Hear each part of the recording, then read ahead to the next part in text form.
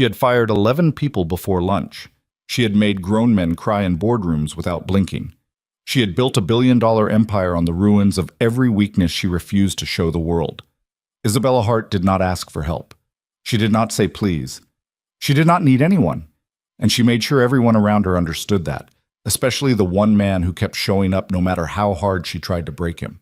So when Nathan Pierce's phone lit up at 9:47 on a Friday night, with two words he never expected to see from her number, "Sir, please help," the world he thought he understood stopped making sense entirely. If this story already has you hooked, hit that like button right now and drop a comment telling me what city you're watching from. I want to see exactly how far this story travels. Now settle in, because this one is going to take you somewhere you didn't expect. The email came in at 6:14 on a Monday morning. Nathan Pierce had been awake since 5, which was not unusual. Emma had a habit of climbing into his bed somewhere around 4:30, wedging herself between him and the wall with her knees in his ribs and her hair across his face, and he had a habit of lying there pretending to sleep while actually watching the ceiling and running mental calculations about the week ahead. Grocery run Wednesday. Emma's parent-teacher conference Thursday. The Hendricks presentation due Friday morning, which he had not finished, which was going to require at least 2 late nights to pull together properly. He was in the kitchen making oatmeal when his phone buzzed on the counter. All Hendricks presentation materials to be submitted to my desk by Wednesday, 8 a.m. Not Friday. Wednesday. IH. He read it twice. Then he set his phone face down on the counter and stood very still for a moment, looking at the pot of oatmeal. Wednesday. She wanted it by Wednesday now. 2 full days earlier than the original deadline, with zero explanation, delivered at 6 in the morning like it was nothing. Like the hours he'd already spent on it hadn't existed, like the fact that he had a daughter to pick up from school and dinner to make, and a life outside those glass walls simply did not factor into her calculations. He picked the phone back up and typed, "Understood. I'll have it ready." He did not say anything else. He had learned, after 14 months of working under Isabella Hart, that saying anything else was a waste of breath. Emma padded into the kitchen at 6:30 in her sock feet, her hair a disaster, dragging her stuffed elephant by one worn ear. She climbed onto the bar stool at the kitchen counter and peered at him with the focused, serious expression she got sometimes, the one that made her look about 40 years old. "You have your stressed face," she announced. "I don't have a stressed face." "You do. It looks like this." She scrunched her forehead and pressed her lips together in a tight line. Nathan looked at her. "That looks nothing like me." "Dad, it looks exactly like you." He slid the bowl of oatmeal toward her and added the brown sugar the way she liked it, slightly more than was probably good for her. "My boss moved up a deadline." Emma picked up her spoon. "The mean one?" "I've never called her mean. Grandma called her mean. She said, 'That woman your son works for sounds absolutely mean.'" Grandma hasn't met her. "Has anyone met her and thought she was nice?" Nathan opened his mouth, closed it again. "Eat your oatmeal." Emma ate her oatmeal with the quiet satisfaction of someone who knew they'd made their point. The offices of Hart Meridian occupied the top 4 floors of a building in the financial district that had been designed, Nathan was fairly sure, specifically to make the people inside it feel small. The lobby ceiling was 40 feet high. The elevators were mirrored on all 4 sides. The carpeting on the executive floors was the particular shade of charcoal gray that said, "We spent a great deal of money on this, and we want you to know it without us having to say so." Nathan had worked in the marketing division for 14 months.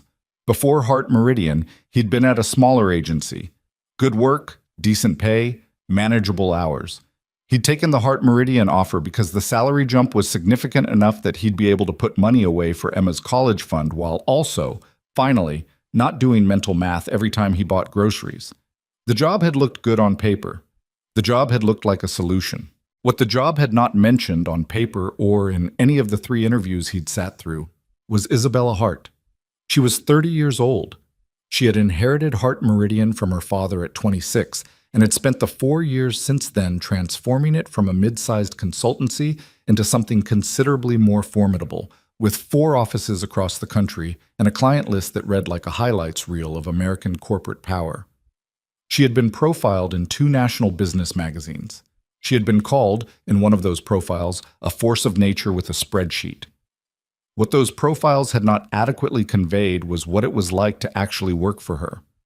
She arrived at 8 every morning and expected everyone else to already be there. She returned emails at midnight and then again at 5 in the morning and seemed genuinely puzzled when people didn't respond immediately to both. She had fired 3 people in Nathan's first month alone, one for a typo in a client brief, one for what she described as a fundamental misunderstanding of the word urgency, and one for reasons she never explained to anyone, which somehow made it worse. She did not say good morning. She did not make small talk in the elevator. She walked through the office like she was on her way somewhere more important than wherever she currently was, and she looked at the people she passed the way you looked at furniture, aware it was there, uninterested in its feelings.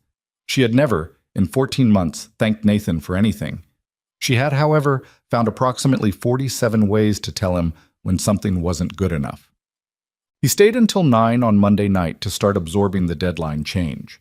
Marcus Webb, who had the desk next to Nathan's and had been at Heart Meridian for 3 years and therefore had the shell-shocked wisdom of a survivor, rolled his chair over around 7 and said, "You know she does this on purpose, right?" Nathan didn't look up from his screen. "Does what?" "Moves deadlines, waits until you've got momentum on something and then changes the parameters so you have to rebuild from a different angle. It's a test." "What's it testing?" "Whether you'll fold." Nathan considered this. "And if I don't fold?" "Then she moves the deadline again." Marcus stood up and grabbed his jacket from the back of his chair. "Go home, Pierce. You've got a kid. The Hendricks thing will get done or it won't, and either way she'll find something to criticize." "That's a bleak outlook." 3 years, Marcus said simply, and left. Nathan stayed until 9. He picked Emma up from his neighbor Carol's apartment. Carol was 62 and retired and had become, over the past 2 years, something between a babysitter and a grandmother figure, which Nathan was aware said something about the shape of their small life, and carried Emma the last half-block home because she'd fallen asleep on Carol's couch and he hadn't wanted to wake her all the way up. She was heavier than she used to be. He noticed that sometimes how she kept getting heavier, taller, more present in the world, and how he kept missing pieces of it because of late nights and moved-up deadlines and a boss who sent emails at 6 in the morning without apology. He laid Emma in her bed and stood in the doorway for a minute, looking at her. He had not planned for any of this to look the way it looked. He and Diane had planned for 2 incomes and a house with a yard by the time Emma started school, for weekend soccer games and summer road trips and the ordinary solid shape of a life built together. What he'd gotten, instead, when Emma was 4, and Diane had sat across from him at their kitchen table and told him that she loved him, but she wasn't in love with him, and that she'd been quietly miserable for longer than she wanted to admit. What he'd gotten instead was a 1-bedroom apartment and a daughter who asked for her mom less and less as time passed, which was both a relief and a small recurring grief he'd never figured out what to do with. He'd figured out the rest of it. He'd learned to cook real dinners instead of living on takeout. He'd learned which of Emma's teachers to call when something was off at school and which parents to avoid at pickup because they wanted to talk for 45 minutes about nothing. He'd learned that Emma's nightmares were worse when she'd had too much screen time before bed, and that she would eat almost anything if you let her sprinkle cheese on it, and that she had a fierce, specific sense of justice that occasionally made conversations with her more philosophically demanding than conversations with his adult coworkers. He'd figured out how to be a father in a way he hadn't fully expected to have to figure out. He was still figuring it out. What he hadn't figured out was how to do all of that while also working for Isabella Hart. The Wednesday deadline passed. The materials were on Isabella's desk at 7:52 a.m., 8 minutes early, because Nathan had come in at 5 and spent 2 hours finishing the final section in the empty office with the cleaning crew moving through the background like quiet ghosts. Isabella did not acknowledge receipt. At 9:15, she called him into her office. Her office occupied the northeastern corner of the 31st floor. It had windows on 2 sides and a desk that probably cost more than Nathan's car, and almost nothing personal in it. No photos, no plants, no clutter of any kind. Just clean surfaces and the slightly intimidating sense that the room had been designed to put you at a disadvantage the moment you walked in. She was standing when he entered, looking at something on her screen, and she didn't turn around immediately. He stood near the door and waited. "Sit down, Pierce." He sat. She turned around. Isabella Hart was not what people expected when they imagined a billionaire CEO. She was not old. She was not loud. She was on the shorter side of average height, with dark hair she kept pulled back in a way that seemed more functional than stylish. And she had the kind of composure that didn't read as relaxed so much as deeply, fundamentally controlled. Like every expression that crossed her face had been approved in advance. "The Hendrix materials," she said, and picked up the printed brief from her desk. "Yes. The competitive analysis in Section 3. Right. You're missing the European market data." He'd known she was going to say that. He'd gone back and forth on the European data for an hour. It was technically outside the scope of what Hendrix had asked for, and including it would have added another 12 pages to an already dense document. He'd made a call. He said, "Hendrix is a domestic client. The brief specified North American scope. The brief specified North American focus, not North American exclusion. I can pull the European data by Friday. I moved the deadline to Wednesday so I could review materials before the Thursday client call." She set the brief back down with a small, precise motion.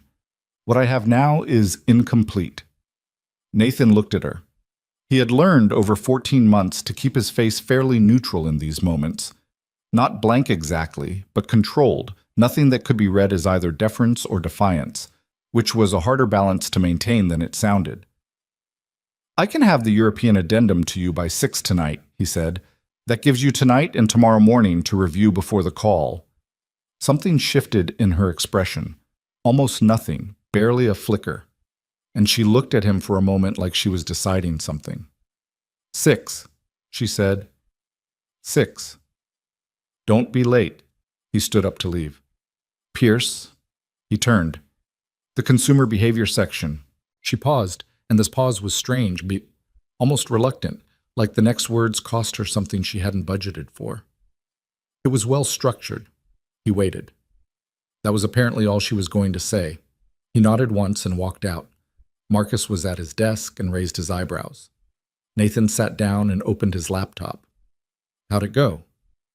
"She said the consumer behavior section was well structured." Marcus stared at him. "She complimented something?" "I'm not sure it was a compliment so much as a factual observation." "Pierce, in 3 years she has never said anything was well structured to me. She told me once that my formatting showed a troubling indifference to the reader's time." "That does sound more like her." Nathan pulled up the European market data and got to work. Thursday was the kind of day that accumulated small wrongnesses until the total weight of them became significant. He spilled coffee on his keyboard at 8 in the morning, not enough to damage it, just enough to make the T key slightly sticky for the rest of the day, which turned out to be more psychologically irritating than he would have predicted.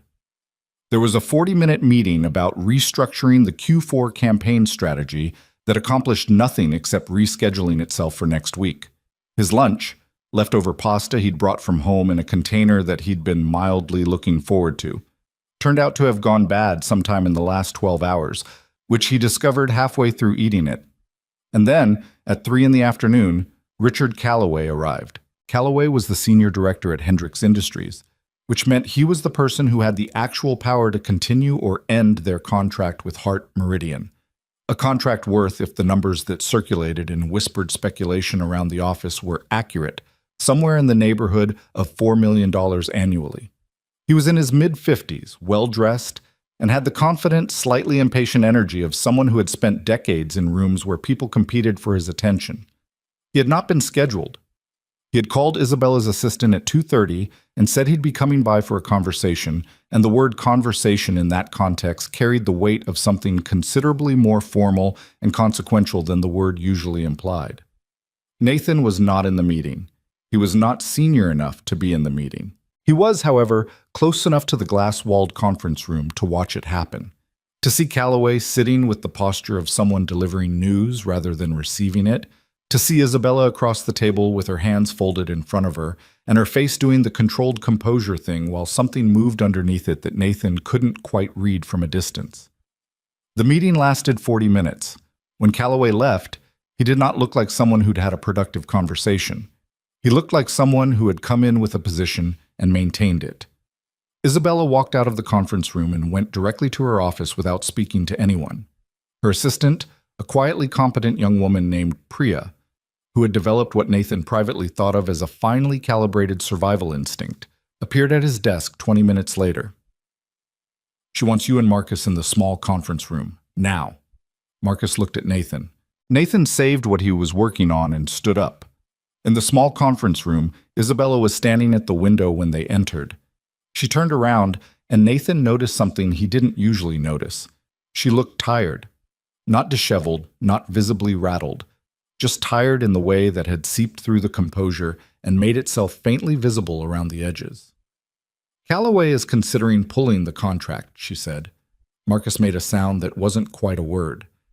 "He has concerns about our Q4 projections for their retail division. He believes we've been too conservative." She moved to the table and laid a hand flat on it, looking down at nothing in particular. "He wants a revised strategic proposal by next Tuesday. Full rebuild of the retail projections with more aggressive growth modeling and a revised risk framework." "That's 5 days," Marcus said. "Yes. The original proposal took 3 weeks. I'm aware, Marcus." She looked up. "I need both of you on this full-time starting Monday. Nathan, I want you leading the growth modeling section. Your consumer data work on the Hendricks brief was strong. I want that same level of rigor on the projections." Nathan registered the second time in as many days that something complimentary had come out of her mouth in his direction. He didn't make a thing of it. "I can start framing the approach over the weekend if that helps." She looked at him with something that was almost, not quite, but almost surprise. "You don't have to do that. The weekend gives me time to think without interruptions. I'll have a framework ready for Monday morning." She was quiet for a moment. "That would help." It was not, Nathan reflected, walking back to his desk, how he'd planned to spend the weekend. Emma was going to have opinions about this. Emma was going to deploy the scrunched forehead, stressed face impression, and she was not going to be wrong. He told Emma over dinner on Thursday night. She was eating fish sticks, which she'd requested specifically and which Nathan had made alongside a salad she would eat approximately 1/3 of before declaring herself full. "I need to do some work this weekend," he said. "A few hours Saturday, maybe a few on Sunday. Carol said she'd hang out with you, or we could go to the park in the morning first." "Is it because of the mean boss?" "Her name is Ms. Hart." "Is it because of Ms. Hart?" Nathan ate a fish stick. "There's a big client situation at work. It needs extra time." Emma considered this with the deliberate thoughtfulness she brought to problems she'd decided were serious. "Will you lose your job if you don't do it?" "No, but it matters for the company." "Does the company matter to you?" He looked at her. She was 8 years old. She asked questions like this with complete sincerity, no guile, just the direct inquiry of someone who hadn't yet learned to pretend the obvious questions weren't worth asking. "The work matters to me," he said carefully. "The money matters because it takes care of us, and I don't like leaving things undone." Emma nodded slowly. "Okay, can we go to the park Saturday morning, the one with the good swings?" "Absolutely." "And can we get those breakfast sandwiches from the cart?" "That can be arranged." "Okay." She picked up another fish stick. "You should tell Ms. Hart that she should say thank you more. It costs nothing and makes people feel better." Nathan looked at his daughter for a moment. "I'll keep that in mind." "You won't tell her that." "I will not tell her that." "I thought so," Emma said, and ate her fish stick with the philosophical acceptance of someone who had learned to pick their battles. He spent 4 hours on Saturday at the kitchen table after Emma and Carol had gone to the park, building a framework for the Hendricks retail projections that he thought was actually better than what they'd had. He worked the way he worked when Emma was asleep and no one was watching, without the performance of busyness that the office required, just him and the problem and the particular quiet satisfaction of a structure coming together. At one point his phone rang. He glanced at the screen, saw Heart Meridian, Maine, and answered it. "Pierce." Her voice was crisper on the phone than in person, if that was possible. "I'm looking at the Q3 retail benchmark data, and there's a discrepancy in the seasonal adjustment methodology. I need to know if you used the Henderson model or the modified Stern approach." A pause. "You're already in it." "I've been in it since 9 this morning. Another pause, different in quality. Which approach did you use? I started with Henderson, but I think the Stern modification is more appropriate for Hendrix specifically, given their inventory cycle. I was going to lay that out in the framework doc. Send me what you have so far. It's rough. I don't care if it's rough, Pierce. Send it. He sent it. 15 minutes later, his phone buzzed.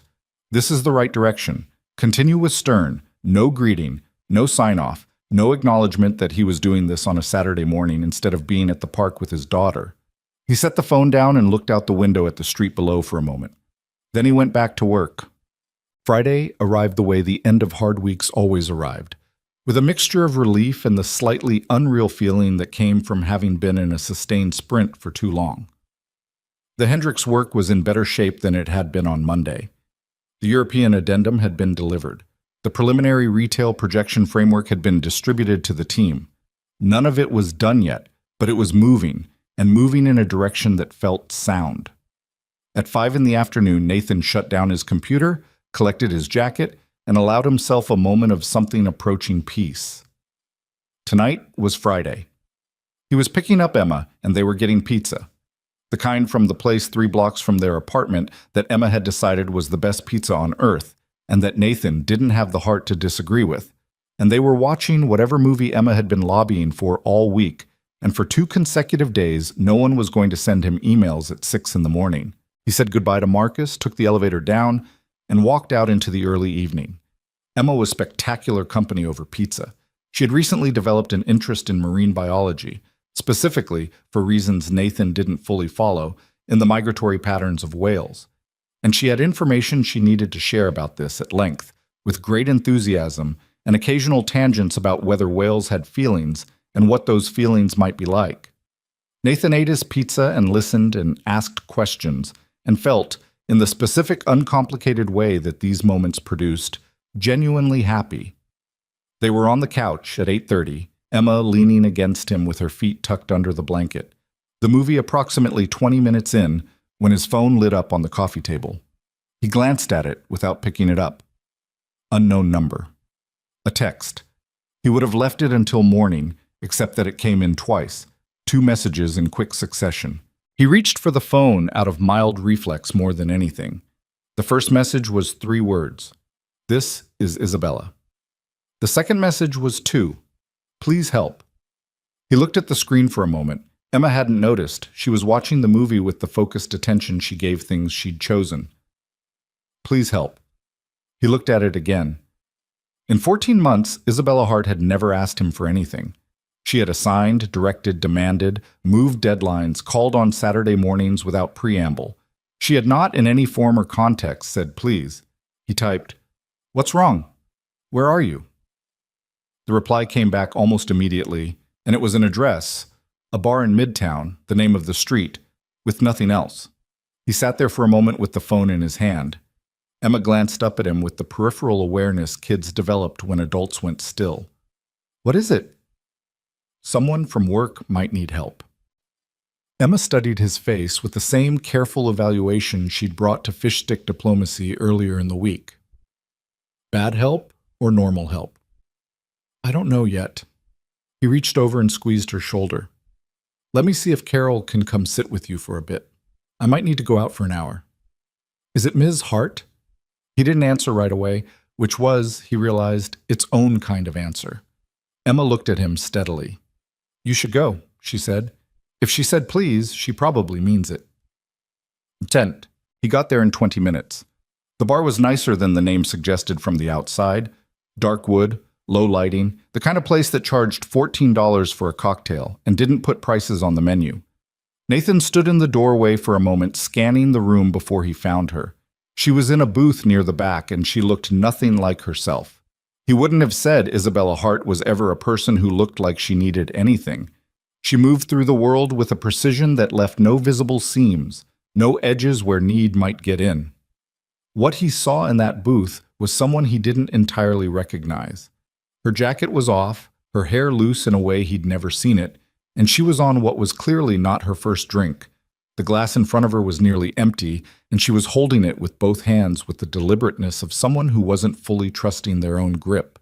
She saw him before he reached her. Something moved across her face that was gone before he could name it. Relief, maybe? Or the immediate guarded regret of someone who'd made a call in a vulnerable moment and was now questioning the decision. "You came," she said. "You asked." He slid into the booth across from her.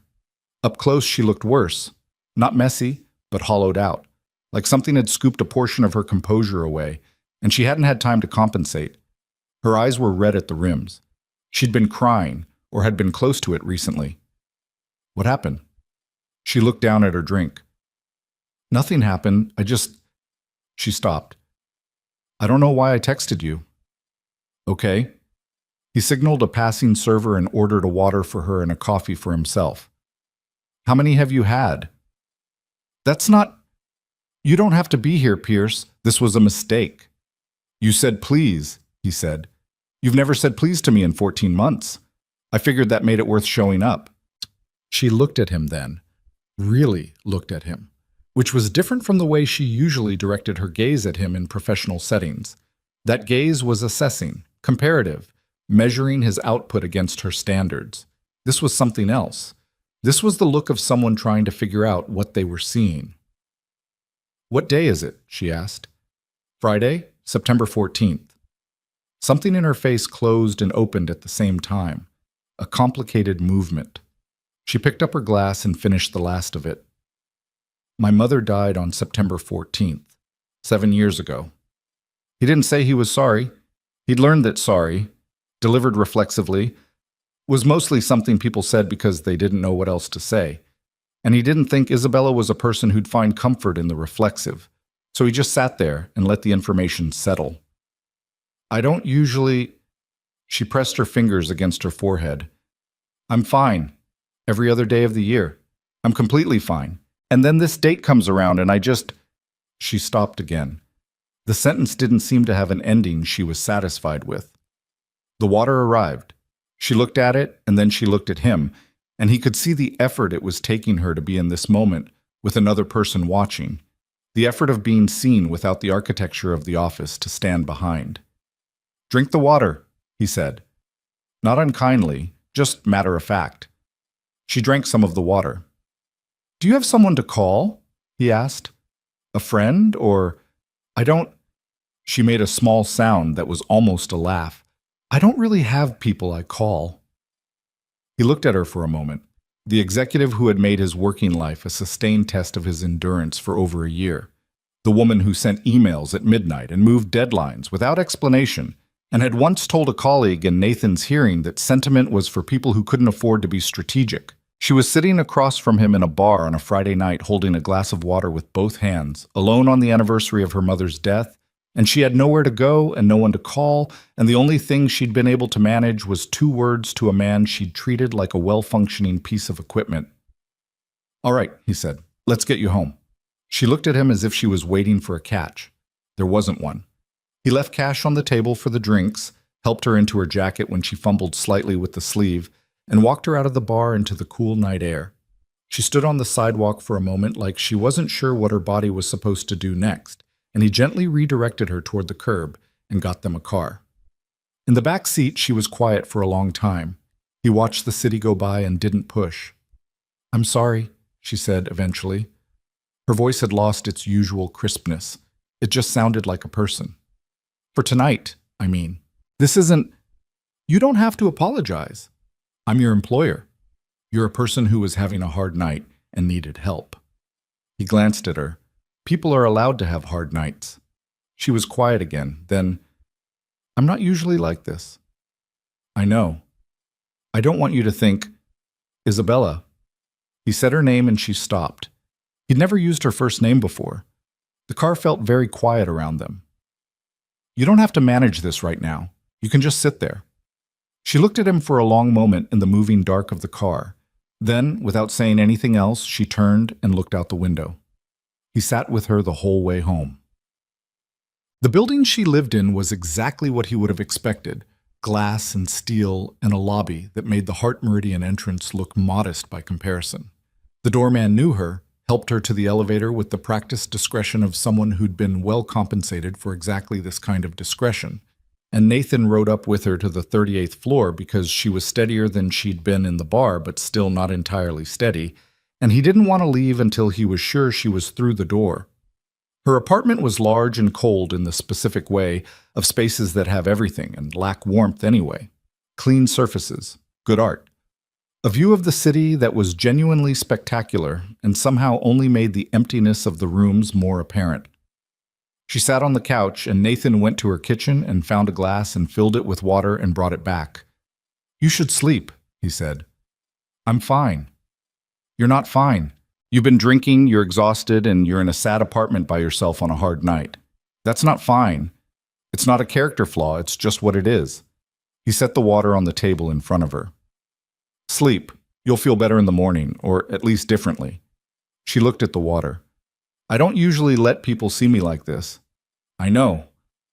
You're going to have thoughts about it. On Monday, you're going to have thoughts about all of this." He understood what she was getting at.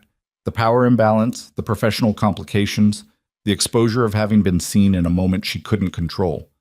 He sat down across from her, not close, just enough to be at eye level. "What I think," he said, "is that you texted someone for help when you needed it, and that took something. And I think you probably don't do that easily." He paused. "And I think on Monday we'll both just go back to work." She was quiet for a long moment. Outside, the city pressed its light against the floor-to-ceiling glass, 38 floors of it, enormous and indifferent. "She used to make tea," Isabella said. Her voice was different, quieter, with a quality he hadn't heard in it before. "My mother. Every night. It didn't matter what had happened during the day, there was always tea at the end of it. The whole apartment would smell like it." She paused. "I don't know why I can't just let the day go by." He didn't say anything. He just let her have the sentence. "She would have hated my apartment," Isabella said, and something in her voice cracked very slightly at the seam, and she pressed her lips together against it. "She always said people needed things growing in their homes. Plants. She had plants everywhere." A silence. "I've killed every plant I've ever had." "Plants are hard," Nathan said. Something that wasn't quite a laugh moved through her. "No, they're not. You just have to remember to water them." "My daughter has a cactus she named Gerald," he said. "She waters him every single day. Too much. She's been watering Gerald with enormous devotion for 4 months, and Gerald is not thriving." This time it was actually a laugh. Small, surprised, helpless. It broke across her face like it wasn't used to being there. "Gerald." She decided he needed a distinguished name because cacti live for a very long time, and she didn't want him to have a name he'd outgrow. Isabella looked at him with the ghost of the laugh still on her face, and she seemed, for just that moment, entirely different from the person who had sent emails at 6 in the morning and told him his analysis was missing European market data. She seemed like someone who had once had a mother who made tea and kept plants, and who had been carrying the absence of that for 7 years without putting it down. "You should go home to her," Isabella said. "Carol's with her. She's fine." Still. She picked up the glass of water. "Go home, Pierce." He stood. "Will you be all right?" She looked at the water. "I'm always all right." He didn't push that. He walked to the door, and he was almost through it when she said his name. He turned. "Thank you," she said. It was a simple sentence. 2 words, nothing extraordinary. But in 14 months, 3 moved deadlines, 11 fired colleagues, and 47 variations of "this isn't good enough," she had not once said those words to him. And something about the way she said them now, quietly, without looking away from the window, made him understand that for her, they cost something real. "Get some sleep," he said, and pulled the door closed behind him. He stood in the hallway for a moment, listening to the building's silence. Then he went home to his daughter. Emma was asleep when he got back, tucked into her own bed for once, instead of migrated into his. Carol was on the couch with a book and raised her eyebrows when he came in. "Everything all right?" "Yeah," he said. "Just a situation that needed handling." "With that boss of yours?" He thought about Isabella in the bar, holding her glass with both hands. He thought about her saying she would have hated my apartment in that voice that had cracks running through it. He thought about thank you, and what it cost someone who didn't say it. Yeah, he said. She's going through some things. Carol studied him with the experienced gaze of a woman who had lived long enough to know when someone was simplifying. You're a good man, Nathan Pierce. I just showed up. That's usually what being a good man amounts to, Carol said, and put on her coat and went home. Nathan stood in the quiet apartment. Emma's elephant was on the floor beside the couch where she'd left it.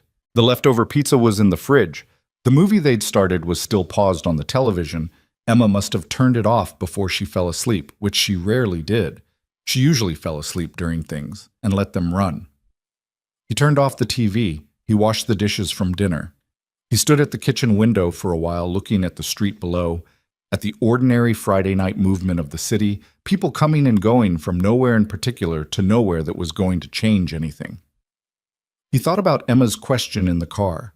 If she said please, she probably means it. 8 years old, and she'd understood something in about 4 seconds that had taken him a moment to process. He went to bed. He lay there looking at the ceiling. Tomorrow, he'd be at the park with Emma and the breakfast cart in the swings, and he'd push her too high and she'd scream with delight and tell him to go higher. And everything would feel like it always felt on good Saturday mornings, simple and sufficient and enough. But something had shifted tonight. Not dramatically, not in a way he could have put precise language to. Just something had become slightly less simple than it had been before. Isabella Hart had said please. She had said thank you. She had laughed at a story about a cactus named Gerald. He lay there in the dark for a while, not quite sleeping, turning the evening over like a stone, looking at what was underneath it. Outside, the city kept going. The weekend passed the way good weekends did when Nathan wasn't trying to hold too many things at once. Saturday morning was exactly what he'd promised. The park, the swings, the breakfast cart with the egg and cheese sandwiches wrapped in foil that Emma ate with the focused pleasure of someone encountering something genuinely good. She pushed for the highest swing, and he pushed her higher than was probably wise, and she screamed and laughed and told him higher, higher, and the sky was the particular pale blue of early fall, and for a few hours nothing else existed except this small circle of ordinary happiness. He did a few hours of work on Sunday while Emma drew at the kitchen table beside him, covering sheets of paper with elaborate whale migration maps that bore no resemblance to any geography he recognized, but which she explained to him in patient detail as he typed. At some point, she drew him into the migration chart as a small figure in the corner labeled Dad Watching, and he told her that was the most important role on the map, and she agreed with complete sincerity. He did not think about Isabella, or rather, he thought about her the way you thought about something you'd decided to leave alone, aware of it, not poking at it. Monday came anyway. He was at his desk by 7:45. Marcus arrived at 8 with 2 coffees, handed one to Nathan without being asked, and sat down. You hear anything over the weekend? About? Callaway. The Hendricks situation. Marcus wrapped both hands around his coffee. Priya told me Hart was in the office Saturday afternoon. The whole building was empty, and she was here. Nathan thought about the phone call Saturday morning, the way she'd said, send me what you have without any preamble. She's trying to save the contract. Yeah, well. Marcus glanced toward the far end of the floor where Isabella's office sat behind its glass wall. I hope she does. The Hendricks account is 30% of Q4. If Callaway walks, there will be consequences that roll downhill, all the way to our desks. Nathan drank his coffee and thought about the framework he'd built over the weekend, the stern methodology he was fairly confident was the right call. The work was solid. If the work was solid, the contract should hold. At 8:55, he saw Isabella walk in. He noticed, in the peripheral way he'd gotten used to noticing things in this office, that she looked like herself, fully assembled. The dark jacket, the controlled hair, the composed expression that gave nothing away. If Friday night had left any visible mark, she had covered it over completely. She did not look in his direction as she walked to her office. He had not expected her to. He went back to his screen. But at 9:15, Priya appeared at his desk with the same expression she always wore when delivering news that required careful handling. She wants to see you. Her office was exactly as it always was. Clean surfaces, the view of the city through 2 walls of glass, the expensive desk that looked like it had never had a coffee mug set on it without authorization. Isabella was standing at the window when he came in, which was also how it always was. What was different was the 2 or 3 seconds before she turned around. He'd been in this office dozens of times. She always turned immediately, as if she'd been tracking his approach through the glass and had timed the turn to establish a certain dynamic, a visual statement of control. This time, she took a moment. He couldn't see her face, just her back, and there was something in the set of her shoulders that was different from the usual architecture of her composure. Then she turned and she was herself again, and he wondered if he'd imagined it. "The Hendricks revision," she said. "I reviewed your weekend framework." "Okay." "The stern approach is right. I should have specified it in the original brief." A beat. "I didn't. That's on me." He waited. Admitting an oversight was not something she did in his experience, and she did it without making a production of it, without seeming to expect him to acknowledge what it had cost her. "The retail projection model needs stress testing before we present it to Callaway," she continued. "I want you to run 3 scenarios: base case, aggressive, and a worst-case floor. Callaway is going to push on the aggressive numbers, and I want the floor there to show we've thought through the downside. I can have all 3 drafted by tomorrow afternoon. End of day today." He looked at her. She looked back. In the almost normal exchange of it, he almost didn't catch the thing that passed across her face very briefly before she looked at her desk. Something that might have been, in a different person, in a different context, the slight discomfort of someone who knew they were asking for a lot, and had recently been reminded that the person they were asking had come to a bar on a Friday night without being owed anything. "I'll have them by end of day," he said. She nodded. He moved to leave. "Pierce." He stopped. She was looking at her desk, at the papers on it, at nothing in particular. "The framework you sent Saturday, the structure of it, you did that on your own time." "I had the time." "You have a daughter." He wasn't sure what to do with that sentence. She'd never referenced Emma, had never to his knowledge registered that his life outside the building had any particular content. She was occupied. Isabella looked up then. Just for a moment, and in the look, there was something that wasn't the usual executive assessment, something that was trying to say something that the professional language they operated in didn't quite have words for. "Thank you," she said, "for Saturday's work, and for Friday." He nodded once. "End of day," he said, meaning the projections, and she nodded, meaning she understood, and he walked out. Marcus looked at him when he sat down. Nathan shook his head slightly. Not now. And Marcus, to his credit, let it go. Bitte. He had all 3 scenarios on her desk by 6:15. Tuesday moved faster than Monday. The Hendricks revision took shape in the way that projects took shape when everyone involved understood the stakes and stopped wasting time on the maneuvers that usually slowed things down. Nathan ran numbers. Marcus handled the formatting and presentation layer. Priya coordinated the document flow with Isabella's edits, which came back quickly and were, for once, surgical rather than comprehensive. She was adjusting, not rebuilding, which meant the foundation was holding.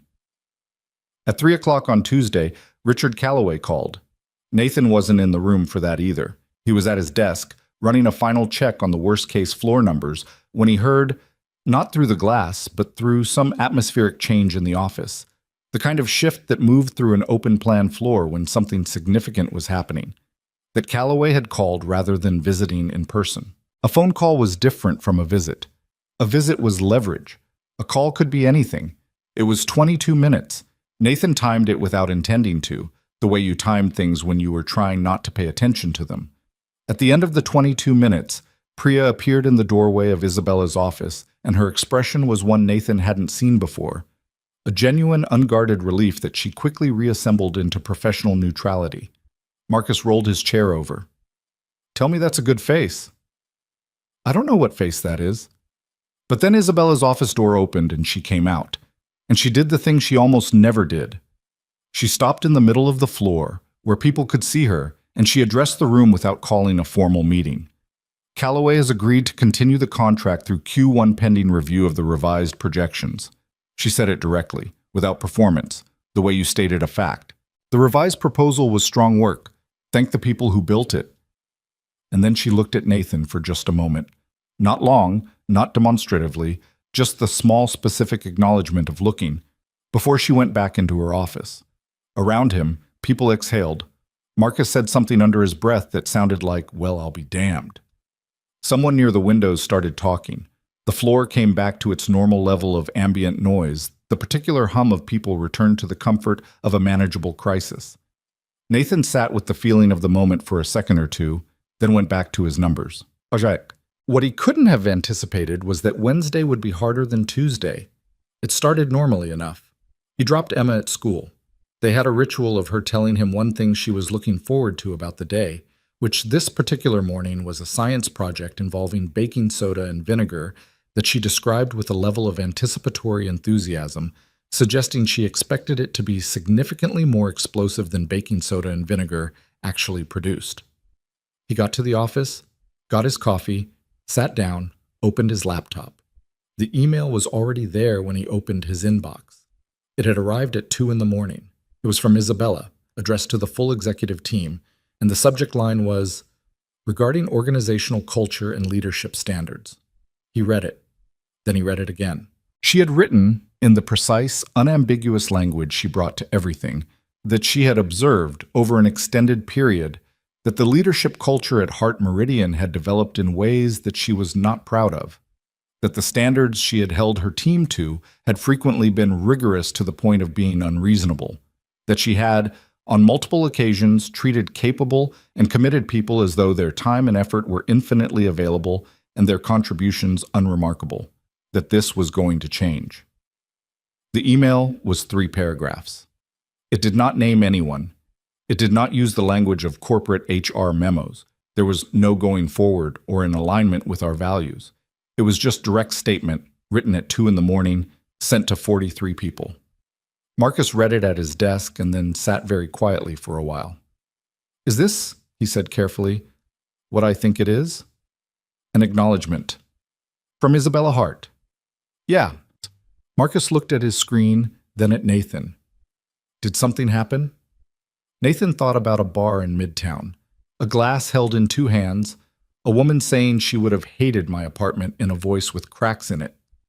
"She had a hard week," he said. Marcus looked at him for a moment with the expression of someone who understood they weren't getting the full story and had decided to accept that gracefully. "All right," he said. He looked back at his screen. "Huh." Again.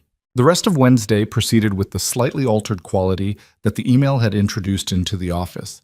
Not dramatically different, nothing overturned, but with a frequency shift underneath the surface that people were still calibrating to. A few people talked about the email in low voices near the coffee machine. A few others said nothing, which was its own form of response.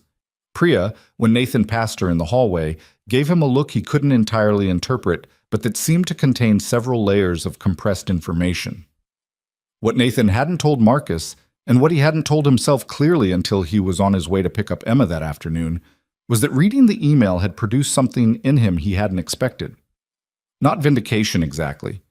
He'd never been angry enough for vindication to feel like the right category. More like something that had been held at a slight tension inside him for 14 months had been quietly released. The recognition of this unreasonable standard and the willingness to name it publicly, those were not small things. He knew how much they cost someone like Isabella, who had built the walls of her competence as high as they would go and kept everything outside those walls where it couldn't reach her. He picked up Emma. She told him about the baking soda and vinegar experiment, which had produced what she described as a pretty good amount of bubbles, but honestly I was hoping for a little more action. He took her to get ice cream, which was not usually a Wednesday activity, but which she accepted without comment as an obvious gift, and ate with the focused joy she brought to things she wasn't going to question too carefully. Walking home, she put her hand in his, something she still did occasionally, slightly less often than last year. Something he was aware of in the way he was aware of all the small temporal markers of her growing up. "You're in a thoughtful mood," she observed. "I'm in a fine mood. Thoughtful isn't bad. You just have the thinking face." "Not the stressed face?" "Different one." She swung their linked hands slightly.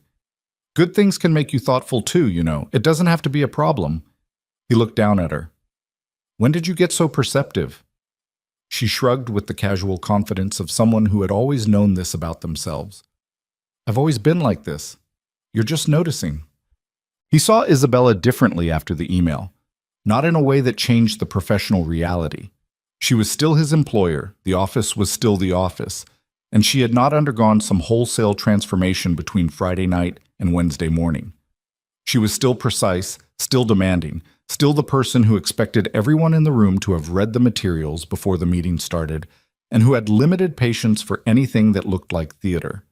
But the slight variations were there, and he paid attention to them the way you paid attention to something you were trying to understand without letting the attempt become visible. She said good morning to Marcus on Thursday.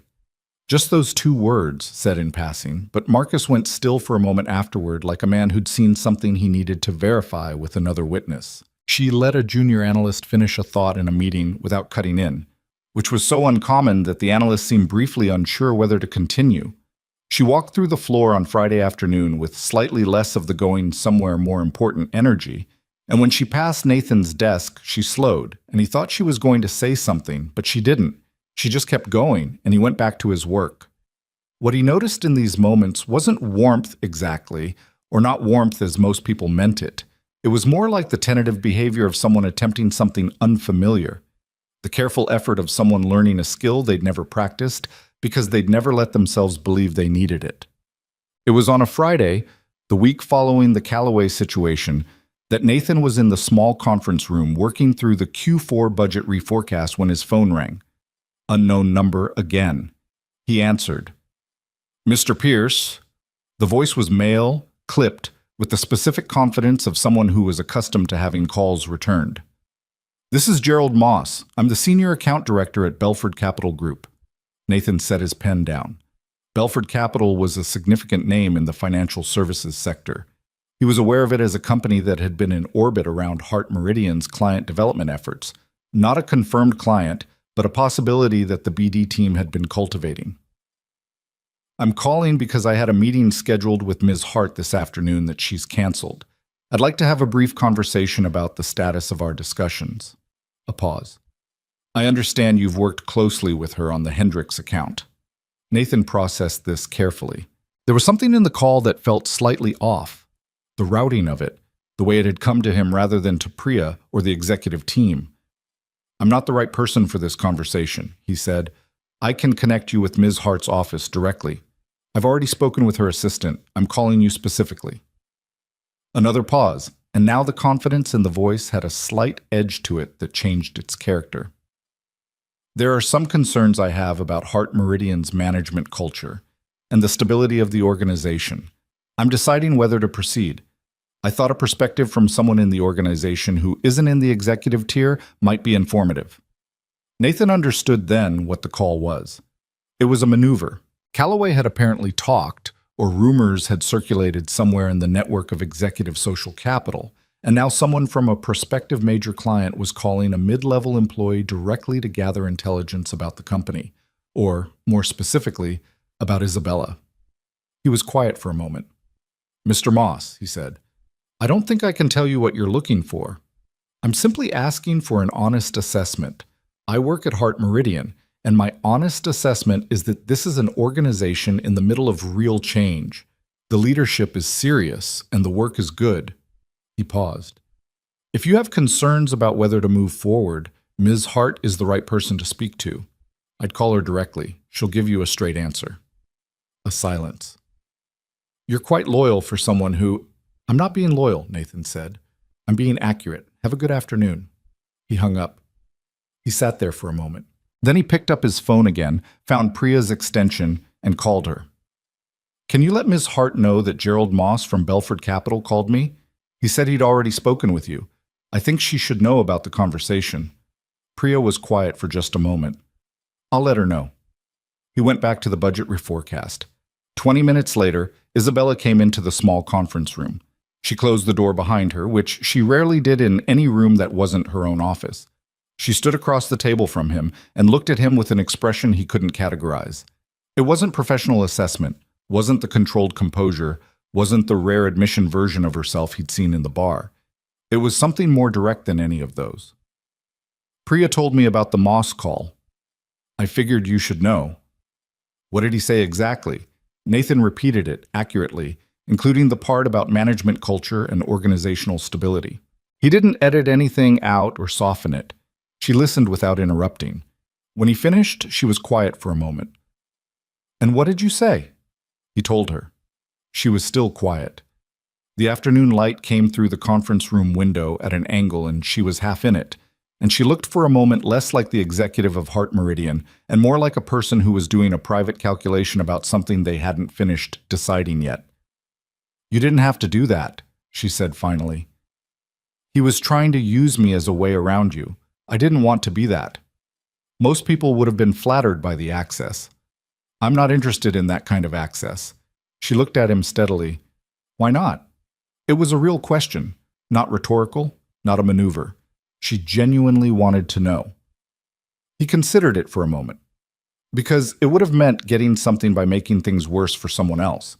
That's not a trade I want to make." He paused. "Also, the work here is actually good, and it would have been dishonest to imply otherwise." Something shifted in her face, not dramatically, just a slight recalibration. She looked like someone adding a piece of information to a picture they'd been assembling for a while. "Thank you," she said. For the third time in 10 days, she said it, and it still seemed to cost her something, and she still didn't look away when she said it. "I'll call Moss directly," she said. "If he wants honest, I'll give him honest." "He'll respect that more than anything," Nathan said. "In my experience, people who ask questions like that aren't actually trying to get information. They're testing whether anyone will push back." She looked at him for a moment. Where does that insight come from? He thought about Diane at the kitchen table, telling him she'd been quietly miserable, and how long she'd waited for him to push back, to name what he was also seeing, to stop pretending the picture was fine. He thought about Emma asking, is it because of the mean boss with no guile at all, just the straightforward instrument of a child who hadn't learned to look away from the obvious?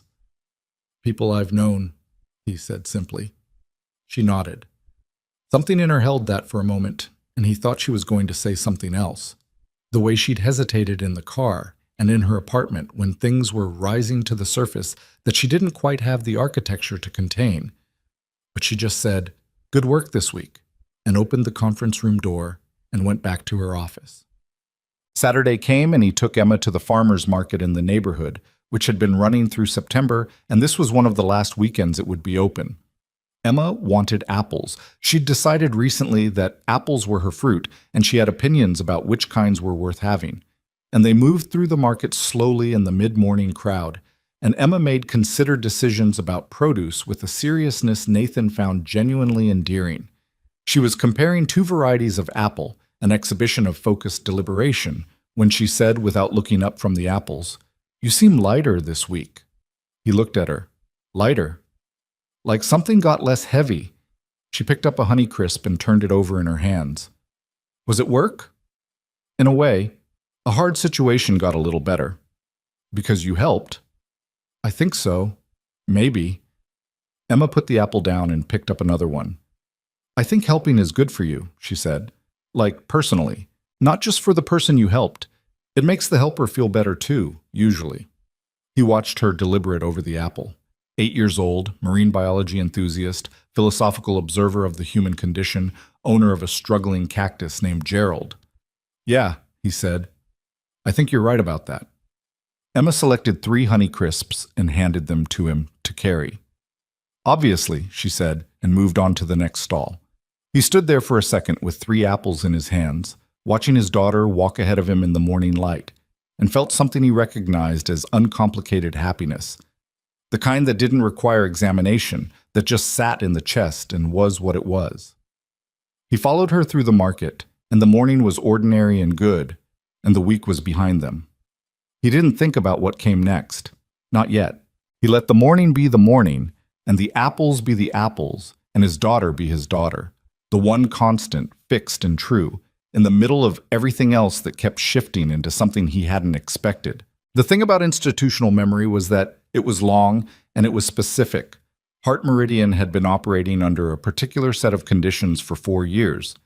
The 4 years since Isabella had taken the company over and rebuilt it in the image of her own standards, which were high and unforgiving and not especially interested in the feelings of the people trying to meet them. The people who had survived those 4 years had survived by developing a finely calibrated ability to read the atmosphere of the 31st floor the way sailors read weather. looking for the particular quality of silence that preceded a difficult conversation, learning which tone of footstep meant she was moving through the office with purpose versus moving through it with anger, understanding that the absence of feedback was not the same as approval, but was usually preferable to its presence. So when Monday arrived, the Monday following the farmer's market, and the apples and the quiet week that had felt, to Nathan at least, like something settling into a new shape, the floor knew something was different before anything specific had happened to tell them so. It started with the meeting notice. Priya sent it at 8:15. All staff, conference room A, 9 o'clock. No subject, no agenda, just the summons, arriving in everyone's inbox with the blunt brevity of something that had been decided rather than planned. Marcus stared at his screen. All staff. I see it. She's never called an all staff before. Not once in 3 years. He looked at Nathan. Not when we lost the Delacroix account. Not when she fired the entire analytics team in one afternoon. Not ever. Nathan poured his coffee and didn't say anything. Do you know something I don't know? I know the same thing you know. Nathan. He looked at Marcus over his coffee cup. Marcus had the expression of a man who had been watching a slow-developing pattern for several weeks and was now attempting to verify his read of it. Nathan liked Marcus, had, over 14 months, come to trust his judgment and his discretion in a way that didn't come easily in offices where information was currency. But this was not his story to tell. I genuinely don't know what the meeting is, he said, which was true. Marcus studied him for another moment, then looked back at his screen. All right, he said, and left it alone. Conference room A was the largest meeting space on the 31st floor, a long rectangular room with a table that seated 20 and chairs along the walls for overflow. At 9 o'clock, every chair was filled and people were standing along the back wall. The entire marketing division, the analytics team, the project managers, the junior coordinators, Priya and the other executive assistants. A handful of people Nathan recognized from the finance floor who had apparently been included in the summons as well. The room had the specific quality of a space full of people who were all pretending to be relaxed. Isabella came in at 9:02, which was itself unusual. She was punctual to the point of arriving slightly early as a statement. She came in at 9:02 with a legal pad in her hand that she set on the table and didn't look at again, and she stood at the head of the room and looked at the assembled faces without any warm-up. I'm going to be direct, she said, because that's the only way I know how to do this. The room, already quiet, went a quality quieter. I've been the kind of leader who believed that high standards justified almost any method of enforcing them. I told myself that the results spoke for themselves, that the people who couldn't keep up would find better fits elsewhere, and that the discomfort of working under pressure was simply the cost of building something serious. She paused, and it was not a theatrical pause. It was the pause of someone who had prepared what they wanted to say and was now actually saying it and finding the distance between preparation and execution. I was wrong about several of those things, not about the standards, but about the methods. Nobody moved. Over the past few weeks, I've had reasons to look at what I've built here more clearly than I had before. What I saw was that I've been operating on the assumption that people's capacity for work is essentially unlimited if the stakes are high enough. That assumption has cost this company some genuinely good people, and it has cost the people who stayed more than they should have had to pay. She looked around the room, not performing the look, just actually doing it, taking in faces. That changes. It changes starting today, and it changes in specific ways, not in the general language of intentions. She laid out 3 things: restructured deadlines with a mandatory 72-hour notice for significant changes, a formal review process for personnel decisions that would require documentation and a second approval, and a senior leadership position, a new role, Director of Strategic Marketing, with expanded scope and authority and a salary adjustment to match, that she was creating and that she was offering, effective immediately, to Nathan Pierce. The room absorbed this in stages. Nathan sat very still. He was aware of Marcus beside him going completely motionless, and of several other people turning to look at him, and of the particular ringing quality of a silence that follows something unexpected. Isabella was looking at him directly. Pierce, do you want to respond to this now or after? He had not known this was coming. He had not, in the architecture of what he'd understood to be happening over the past 2 weeks, built a scenario that included this specific development. He was aware that the entire room was waiting and that whatever he said would become part of the institutional memory of this floor for as long as any of these people worked here. After, he said. She nodded. Then that's the meeting. She picked up the legal pad. Back to work. People moved. The room unfolded into the particular noise of 40 people all processing the same information in simultaneous and divergent ways. Careful conversation, deliberate silence, the movement of people trying to look like they weren't rushing to find a private corner to discuss what they'd just witnessed. Marcus put a hand briefly on Nathan's shoulder as he stood up, said nothing, and moved toward the door. Nathan stayed seated for a moment after the room had mostly emptied. Priya appeared in the doorway and said, "She said whenever you're ready." He nodded. He sat there for another minute. Then he stood up and went to her office. She was at her desk when he came in, standing behind it rather than sitting, which he'd noticed was something she did when a conversation was going to require her to hold a position. Like standing gave her something a chair didn't. He sat down across from her without being asked. "You didn't know," she said. It wasn't a question. "No. I should have told you separately before the meeting. That was a choice I made wrong." She said it flatly, without dressing it up. "It was more important to me that the public acknowledgement happened publicly, and I prioritized that over giving you advance notice. It wasn't fair to you." He looked at her. "Why publicly?" "Because the problem was public. The way I treated this team, the way I treated you specifically, that was visible to everyone on this floor. Saying it privately would have been easier. It also would have been a way of containing it, and I didn't want to contain it." She paused. "I wanted the people who watched it happen to hear me say it was wrong." He was quiet for a moment. There was a version of this conversation he could have in which he was skeptical, in which he read this as strategy, as image management, as Isabella Hart rebranding herself in response to the Calloway situation or some other external pressure. He'd thought about that version over the past 2 weeks. He'd turned it over and looked at its underside. What he kept coming back to was the bar, the way she'd held the glass, the way she'd said she would have hated my apartment in a voice with nothing performed in it. Whatever Isabella Hart was or was not, she had not been performing on September 14th in that booth. And the woman who had not been performing then was continuous with the woman who had sent an email at 2 a.m. and stood in a conference room and said, "I was wrong about several of those things" to 40 people without looking at her notes. "The role," he said. "Yes. Tell me what it actually is. Not the title. What it is." She sat down then. She opened the legal pad to a page that had actual notes on it. Not bullet points, he noticed, but paragraph form writing, the way someone wrote when they were thinking rather than summarizing. "The marketing division needs a layer between the team and me that I'm currently occupying and shouldn't be. Someone with enough authority to make real decisions on client work without routing everything upward. Someone who can push back when the direction is wrong." She looked at him. "You've been doing a version of that job without the authority or the compensation. I want to make it official. What does it pay?" She told him. It was significantly more than what he was making. It was, actually, the kind of number that rearranged things. The kind of number that meant Emma's college fund was no longer a slow accumulation, but something that could become real in a reasonable time frame. The kind that meant the mental arithmetic at the grocery store could stop. "Flexible schedule," he said, "within reason. Emma has a parent-teacher conference next Thursday. I need to be there at 3. "Then be there at 3. He looked at her. "You're not going to tell me to reschedule." "I'm not going to tell you to reschedule a parent-teacher conference." She held his gaze. "I'm going to tell you to do the job. And the job includes being a father, and those two things don't have to be at war with each other. I made them that way. I'm trying to unmake it."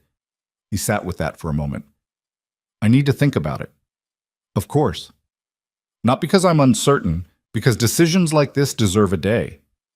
"Take the day." He stood up. He was at the door when something made him stop and he turned around. She was looking at her legal pad, but he thought she hadn't actually been reading it since he stood up. She'd been waiting to see if he was going to say something. "Isabella." He used her name again, and again it seemed to register. A small shift in her posture, the slight thing that happened when the architecture of a professional relationship acknowledged that it had become something more complicated. What you did today, in the meeting, he paused. That took something real. She looked up from the pad. I know it's not the kind of thing you do easily, he said, and I know there were probably 10 easier ways to handle this that would have gotten you the same result on paper. So, he stopped. He wasn't sure he had a clean ending to the sentence. I just wanted to say that. She held his gaze for a moment, and the thing he saw in her face was not the controlled composure version of her, and it was not the hollowed-out version from the bar. It was something that was trying to simply receive what he'd said without immediately converting it into something manageable. Thank you, she said. A fourth time. Still not easy. Still real. He nodded and walked out. He called his mother that evening. His mother lived 40 minutes north of the city and had opinions about most things, which she delivered with the particular directness of a woman who had been a nurse for 31 years and had stopped having patience for indirection somewhere in her early 40s. She adored Emma with a fierce and unsentimental love, and she had, over the 2 years since Nathan had taken the Heart Meridian job, developed a comprehensive picture of Isabella that was based entirely on secondhand information and was not flattering. The mean boss offered you a promotion? She said. She's not... He stopped. She's changed. She's trying to change. Uh-huh. Mom? I'm not saying anything, Nathan. I said, uh-huh. You said it in a specific way. A pause. How much more money? He told her. Another pause, longer. That's real money, she said. Yes. For Emma's school. Yes. And the hours? You'd still be there for her? That's part of the arrangement. I was explicit about it. His mother was quiet for a moment in the way that meant she was doing her own calculation, weighing the things she wanted to say against the things she thought was useful to say. You sound different, she said finally. Different how? Like you did before. A pause. Before Diane. Before all of it. Like you sound when you're engaged. When something's got your attention in the good way, not the survival way. He stood at the kitchen window with the phone against his ear. Emma was at the table doing homework, her pencil making the small scratching sound it made when she was actually working rather than thinking about working. It's a good opportunity, he said carefully. I'm sure it is. His mother's voice had the warmth she didn't always let show directly. Take the job, honey. And take care of yourself while you do it. I always take care of myself. You take care of Emma. That's not the same thing. A beat. I'll see you both Sunday? Sunday, he confirmed and hung up. Emma looked up from her homework. Was that Grandma? Yeah. Does she still think Ms. Hart is mean? She's updating her assessment. Emma seemed to consider whether this was satisfying. Tell her Gerald is still alive, she said, and went back to her homework. Barely, but alive. He accepted the position the next morning. He walked into Isabella's office at 8:50 and said, yes, and she said good, and that was essentially the whole conversation, which was somehow right for both of them. What followed were 2 weeks of transition that were harder than Nathan had anticipated, not because the work was difficult, but because authority was a different thing to carry than competence. He'd been good at his job as a senior analyst. He knew his limits and his strengths and the shape of his contribution. As director of strategic marketing, he was suddenly in rooms where he had to make calls that other people then had to live with, and the weight of that was real in a way that the job description hadn't quite conveyed. He made 2 decisions in the first week that turned out to be right and one that turned out to be wrong. The wrong one was a client communication strategy on a mid-size account that he'd approved without sufficient pushback on the timeline, and when it collapsed under the pressure of an accelerated deadline, the kind of deadline, he noted with dark irony, that he'd spent 14 months absorbing from the other side, he had to sit across from the team and say clearly that he'd missed something, and here was how they were going to fix it. Marcus, watching this, said afterward, "You know what's interesting? You apologized and then immediately stopped apologizing.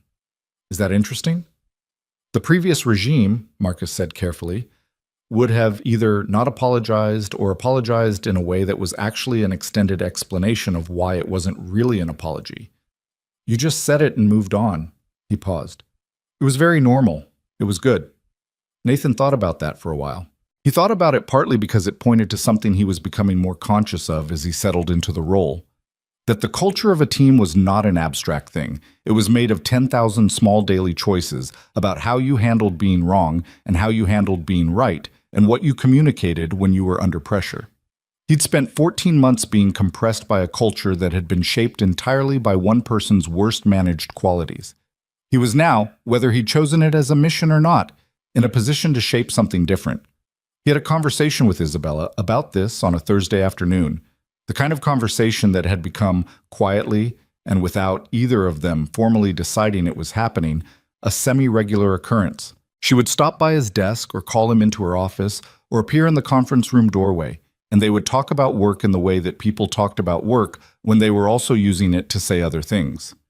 The Carver account team, he said, 2 of the junior analysts are doing exceptional work and they have no idea because nobody's told them. That's a management failure. Whose? Mine historically, yours now, she paused. What would you do? Tell them, specifically. Not a general good job, but exactly what they did and why it mattered. He looked at her. You did that with me, eventually. The consumer behavior section was well structured. You said it once, and it was oddly more meaningful than 3 years of generic praise from somewhere else might have been.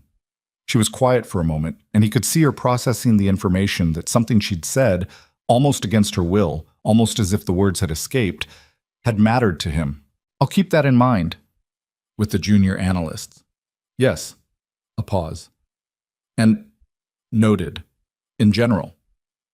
It was the kind of exchange that lived in the space between professional and personal, that was technically about work, and was also obviously about something slightly larger than work. They'd been having more of them. He'd been noticing. Yeah. 3 weeks into the new role, Emma got sick. It started on a Tuesday. A scratchy throat that Emma reported in the morning with the professional detachment of someone doing an honest symptom inventory, which was how she handled illness generally. Not complaining, just reporting. By the time Nathan picked her up from Carol's that afternoon, it had become a fever. Not high, but persistent. And she was the specific kind of tired that children got when their bodies were actively fighting something. The boneless, heavy tired that made them want to be carried, even when they were technically too big for it. He carried her anyway. She had soup for dinner, the canned kind she liked, tomato, which was not nutritionally ideal but which she would actually eat when she was sick, and which Nathan had long ago decided was not a battle worth fighting when she had a fever. He set her up on the couch with the blanket she liked and her elephant, and put something on television that didn't require attention, and she fell asleep by 7:30. He worked at the kitchen table while she slept, the monitor from her room angled so he could hear if she woke. He sent his mother a text. He checked Emma's temperature at 9. Still there, same low grade. And went to bed late and slept lightly, the half-sleep of a parent with a sick kid that was less about rest and more about staying available. Wednesday she was worse. The fever had climbed slightly. She was congested and her voice had gone to the specific hoarse whisper that Emma got when she had something respiratory. He called the school, called Carol to explain, and called work to let Priya know he'd be remote. He sent Isabella a message. Emma's sick, working from home today, available by phone and will have the Brennan materials by end of day. The reply came back within a few minutes. Understood. Take care of her. 4 words. Not make sure the Brennan materials are actually there by end of day or loop in Marcus on the client call. Just take care of her. He read it twice and set his phone down. Emma woke up around 10, slightly more alert than the night before. He made her the tomato soup again and sat on the couch beside her while she ate it, her legs across his lap, the elephant wedged between her and the armrest. My throat feels like sandpaper, she reported. I know, drink more water. Water doesn't help sandpaper throats. It actually does, physiologically. How? He explained.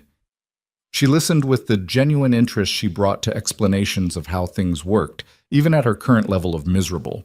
By the time he'd finished, she'd drunk half the glass of water, which was the point. Can I watch the whale documentary again? She asked. You've watched it 4 times.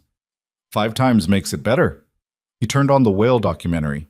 He was in the kitchen making lunch, or trying to make lunch with one eye on his laptop screen and one ear on the television, and the background awareness that Emma was on the couch and the day was moving. When the buzzer for the apartment door sounded, he was not expecting anyone. He pressed the intercom. "Who is it?" A pause, then, "It's Isabella." He stood at the intercom for a moment with his hand on the button. He pressed the door release without saying anything else. She came up in the elevator and he opened the apartment door before she knocked. She was standing in the hallway in a coat he hadn't seen before, not the work coat, something heavier, the kind of coat you wore when you were going somewhere that wasn't the office. And she was carrying two things, a container of what appeared to be actual homemade soup and a canvas bag that clinked slightly when she moved. She looked at him. He looked at her. "You didn't have to come here," he said. "I know." She held up the container. "I made soup." "You made soup." "I looked up a recipe." A beat. It took 4 attempts to not destroy it. This is the 5th version. He stepped back from the door and let her in. The apartment was not designed to receive visitors on short notice. There were shoes near the door, a jacket on the chair that should have been hung up, Emma's whale drawings papering the refrigerator in overlapping layers. It was the apartment of people who lived in it, which meant it looked lived in. And he watched Isabella take it in with the particular attention of someone encountering something she wasn't used to.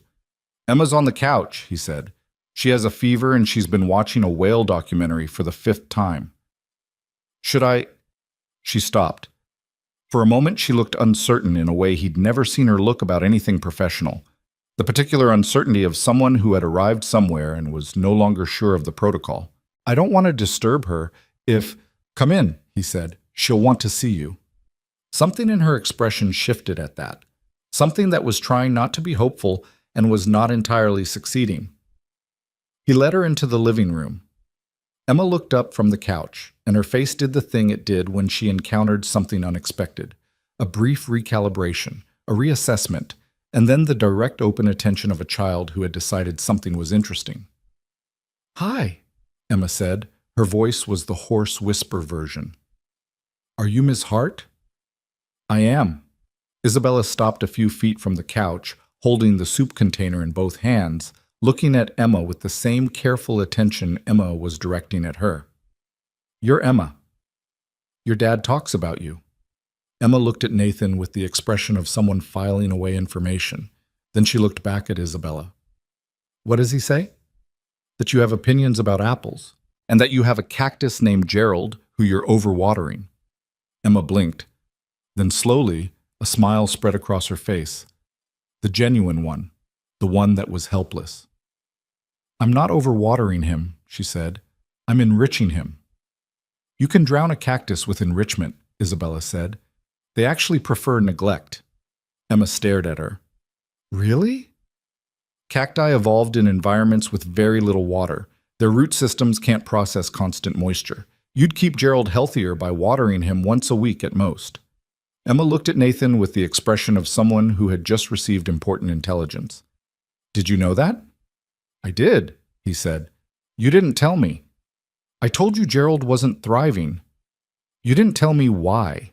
She looked back at Isabella with the focused interest she reserved for people who gave her useful information. "What else do you know about cacti?"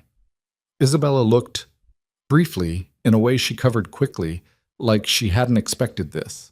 Like she'd come prepared for a child who might be shy or wary or simply uninterested, and had gotten instead a child who had decided she was worth talking to and was now presenting questions. She sat down in the chair across from the couch.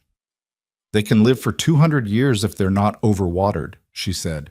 "Gerald could theoretically outlive everyone in this apartment." Emma absorbed this with great seriousness. "That's a lot of responsibility." "It is." "I'm going to change his watering schedule." "That would be good for Gerald." Emma pulled her blanket up slightly. "Did you bring that soup?" "I did." "Is it tomato?" Isabella paused. "It's chicken and vegetable." Emma considered this. "That's probably more medicinal," she said, with the judiciousness of someone making a concession on principle. "I'll try it." Nathan went to the kitchen and heated the soup. He stood at the stove listening to the sounds from the living room, Emma's hoarse voice asking questions, Isabella's voice answering them, the whale documentary continuing in the background with neither of them telling it to stop. Emma asked about whether whales were smart, and Isabella said there was significant research suggesting they had complex social and emotional lives. And Emma said I knew it with the satisfaction of someone who'd been vindicated, and something in the quality of the conversation from the other room made Nathan stand at the stove for a moment without moving. He'd been prepared on some level for Isabella to be awkward with Emma, to treat her like a small adult, or like a component of Nathan's life that needed to be acknowledged before moving to whatever she'd actually come to talk about. What he hadn't been prepared for was Isabella talking to Emma the way you talk to someone whose questions deserved real answers, without condescension, without the agenda of performing warmth. He brought the soup out. Emma ate it propped up against the armrest, the whale documentary still going, and at some point Isabella opened the canvas bag and produced 3 books, picture books, the kind for Emma's age, that she'd apparently bought somewhere between the office and the apartment. She set them on the couch beside Emma, without making a thing of it. Emma picked them up and examined them with the appraising attention she brought to new books. "These are good," Emma announced. "How did you know what kind to get?" "I didn't," Isabella said. "I asked someone at the bookstore." Emma looked at her. "You asked someone for help? Is that surprising?" Emma glanced at her father with a small private expression he recognized as the one she made when she was deciding to let something go tactfully. "No," she said. "I think it's good." Isabella looked down at the books, and Nathan watched something move through her face that she didn't entirely conceal, something that had been touched by the unadorned simplicity of Emma's assessment, by the complete lack of irony in it. He sat on the arm of the couch, and Emma shifted to lean against him, and the 3 of them watched the last portion of the whale documentary together in the afternoon quiet of the apartment, the soup cooling on the coffee table, the canvas bag on the floor, the whale drawings on the refrigerator door casting small shapes of color through the kitchen doorway. It was strange. Nathan was aware of its strangeness. The 3 of them in this small space, the CEO of a billion-dollar company, sitting in his reading chair watching a documentary about whale migration with his sick 8-year-old, the particular domesticity of it that would have seemed completely impossible 8 weeks ago. It was strange, and it was also, in some way, he couldn't cleanly account for. Not uncomfortable. Emma fell asleep against him around 3 o'clock, the elephant reclaimed and tucked under her arm. He laid her down gently on the couch and straightened up. Isabella was looking at Emma with an expression that wasn't composed or controlled or any of the professional registers he'd cataloged over 14 months. It was the expression of someone looking at something that had caught them off guard, had gotten past the architecture of their usual posture and landed somewhere they hadn't expected. He went to the kitchen and she followed, and they stood on opposite sides of the small kitchen island, while outside the window the city did its ordinary afternoon things. "She's remarkable," Isabella said quietly, so as not to carry to the living room. "Yeah. She talks to you like—" She paused, looking for the right word. "Like a person. Not like a child talks to a parent. Like someone who thinks you're a real person and is genuinely interested in your response. She's always been like that." "Did you teach her that?" He thought about it. "I don't know. I tried not to talk down to her. I tried to actually answer her questions instead of giving her the simplified version." He paused. "Diane, her mother, used to say Emma came out of the womb with opinions, and I wasn't going to argue with that assessment." Isabella was quiet for a moment. "Where is she?" "Her mother. She left when Emma was 4. She has another life now, somewhere in Seattle. She calls on Emma's birthday. Sometimes she sends gifts." He said it without bitterness, which he'd had to work at for a while, and which now was simply the truth. The emotional charge had gone out of it, mostly, replaced by the simpler sadness of knowing Emma would always have an absence where that should have been filled. "Emma doesn't talk about it much. She's found ways to make sense of the shape of things. Kids are better at that than adults," Isabella said. "Sometimes." "I wasn't," she said. "When my mother died, She stopped. She looked at the kitchen counter. "I tried to make sense of the shape of things, and what I made sense of was that relying on people was the source of the problem. If I hadn't loved her so much, losing her wouldn't have unmade me." She paused. That's not wisdom. I know that now. But it took me a long time to know it, and in the meantime I built an entire life on the assumption. He looked at her. She was not looking at him. She was looking at the counter, at her hands on it, at the middle distance of someone saying something they'd never quite said aloud before. The people who worked for you, he said carefully. You were trying not to need them. She looked up. Something shifted. I was trying not to be needed, she said. Which is different. If nobody needed me, nobody could be hurt by my failures. And if I never failed, she stopped. It's circular. I know it's circular. Yeah. You saw it before I did. I didn't see it, he said. I just stayed in the room. She looked at him steadily. That's the same thing, she said, from where I was standing. From the living room, Emma made a small sound in her sleep. Not distressed, just the settling sound of a sleeping child redistributing. They both looked toward the doorway and then back at each other, and the moment had that quality that certain moments had. Not dramatic, not cinematic, just real and specific and impossible to step back from once you'd stood in it. I should go, Isabella said. Let her rest. You don't have to. I know. She picked up her coat from the chair where she'd draped it. I want to come back, though, if Emma would be okay with that. Emma, Nathan said, is going to have 7 more questions about cacti by the next time she sees you. She doesn't let go of things. Something that was unmistakably a smile crossed Isabella's face. Not the controlled half-acknowledgement he'd seen in professional settings, but a real one, arriving before she could decide whether to let it. Neither do I, she said, usually about the wrong things. He walked her to the door. She paused in the doorway, coat in hand, and looked back toward the living room where Emma was asleep on the couch with her elephant, and then at Nathan. The soup, she said, was the 5th version, in case she asks. I'll tell her. The 4th one had too much salt. The 3rd one I managed to both undersalt and somehow also burn. A pause. I'm not good at things I haven't done before. Nobody is, he said. The first time. She looked at him. No, she agreed. I suppose not. She went down the hall to the elevator, and he stood in the open doorway until the elevator doors closed, and then he went back inside to his daughter. Emma was still asleep. The whale documentary had ended, and the screen had gone to the main menu, cycling its quiet loop. The books Isabella had brought were stacked on the coffee table. The soup container was in the kitchen. The apartment was its ordinary self. Shoes by the door, jacket on the chair, whale drawings on the refrigerator, and also, faintly, something different in the way a space was different after someone new had been in it. He sat on the edge of the couch and watched Emma sleep for a while. Her elephant had slipped. He tucked it back under her arm. She didn't wake. She just settled deeper, the way she did, trusting without knowing she was trusting. The absolute, unself-conscious trust of a sleeping child, the most uncomplicated thing in the world. He sat there until she stirred, and then he heated more soup, and the afternoon became evening in the ordinary way that things did. Emma recovered in 4 days.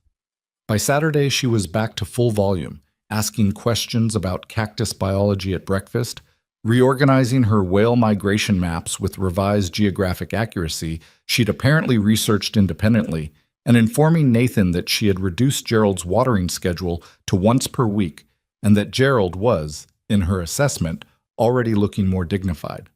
Nathan looked at Gerald. Gerald looked approximately the same as he had always looked. But he didn't say so.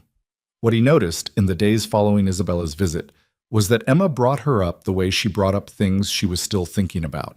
Casually, in the middle of something else, as if the thought had been running in the background and periodically surfaced. On Sunday she asked, while eating cereal, whether Isabella had learned about cacti from a book or from actually having one. On Monday morning, putting on her shoes, she announced that the chicken vegetable soup had been better than tomato for a sick throat, and that whoever taught Isabella to make it had done a good job. On Tuesday, she asked, with the directness she brought to things she'd decided were worth asking directly, whether Isabella was going to come back. I don't know, Nathan said, which was true in the technical sense. Maybe. Emma tied her other shoe. I hope so, she said. She knows things. He dropped her at school and drove back through the morning traffic with that sentence sitting in the passenger seat beside him. The following weeks moved with the particular quality of a period of transition that didn't announce itself as such. No dramatic marker, no single moment when everything pivoted, just the accumulation of smaller things that were quietly rearranging the shape of what was ordinary. At work, the new role had settled into something he recognized as his. The authority still had weight, but he'd stopped carrying it like something borrowed and started carrying it like something that fit. The team responded to the shift in the way teams responded when the management layer above them stopped being a pressure system and started being an actual resource, with a slight but measurable relaxation, a willingness to bring problems earlier when they were still problems rather than after they'd become emergencies. Marcus told him in the break room one morning, "You know what's different about you in this job versus anyone else who could have gotten it? Tell me." "You remember what it was like on the other side of the desk?" He poured his coffee. "Most people, once they move up, start revising their memory of what it was like to be the person waiting to hear back on a decision. You haven't done that. It's been 6 weeks. Some people revise it in 6 days." Marcus stirred his coffee. "I'm just noting it." Nathan thought about that.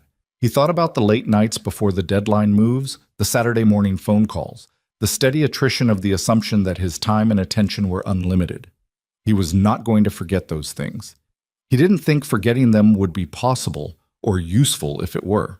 Isabella, for her part, was doing the work of becoming something different with the same relentless energy she'd brought to being the thing she was before.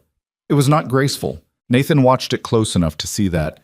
The moments when the old pattern surfaced and she caught herself mid-sentence and redirected. The visible effort of not reacting to a piece of unsatisfactory work the way she would have reacted 6 months ago. She was rebuilding behavior that had been set for years, and the seams showed sometimes. And she didn't pretend they didn't.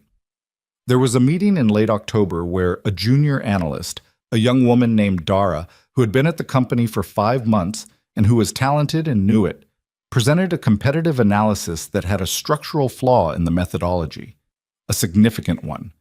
Nathan saw Isabella register it in the first 3 minutes, saw the slight tension that moved through her jaw, and watched her wait until Dara had finished the entire presentation before she spoke. What she said was, "The trend segmentation in the third section is using trailing 12-month data. For this client cycle, you'd want trailing 6. Everything downstream of that needs adjustment." A pause. "The framework you built around it is strong. Rebuild the data layer and the structure holds." Dara looked at her. Yes, I can have the revision by tomorrow morning. End of day today if it's possible, tomorrow morning if it's not." She looked at Dara for a moment. The client presentation structure in the appendix was particularly well conceived. Keep that exactly as it is. After the meeting, in the hallway, Dara said to no one in particular, She said something was well conceived?" Nathan kept walking, but he was smiling, privately, at his shoes. No. He and Isabella had developed a habit, somewhere in the weeks after Emma's illness, of talking. Not in meetings, not in the structured context of a professional debrief. Just talking. It had started, he thought, with the kitchen conversation during Emma's sick day. That unplanned exchange across the kitchen island where things had been said that weren't about work and weren't performed for any audience.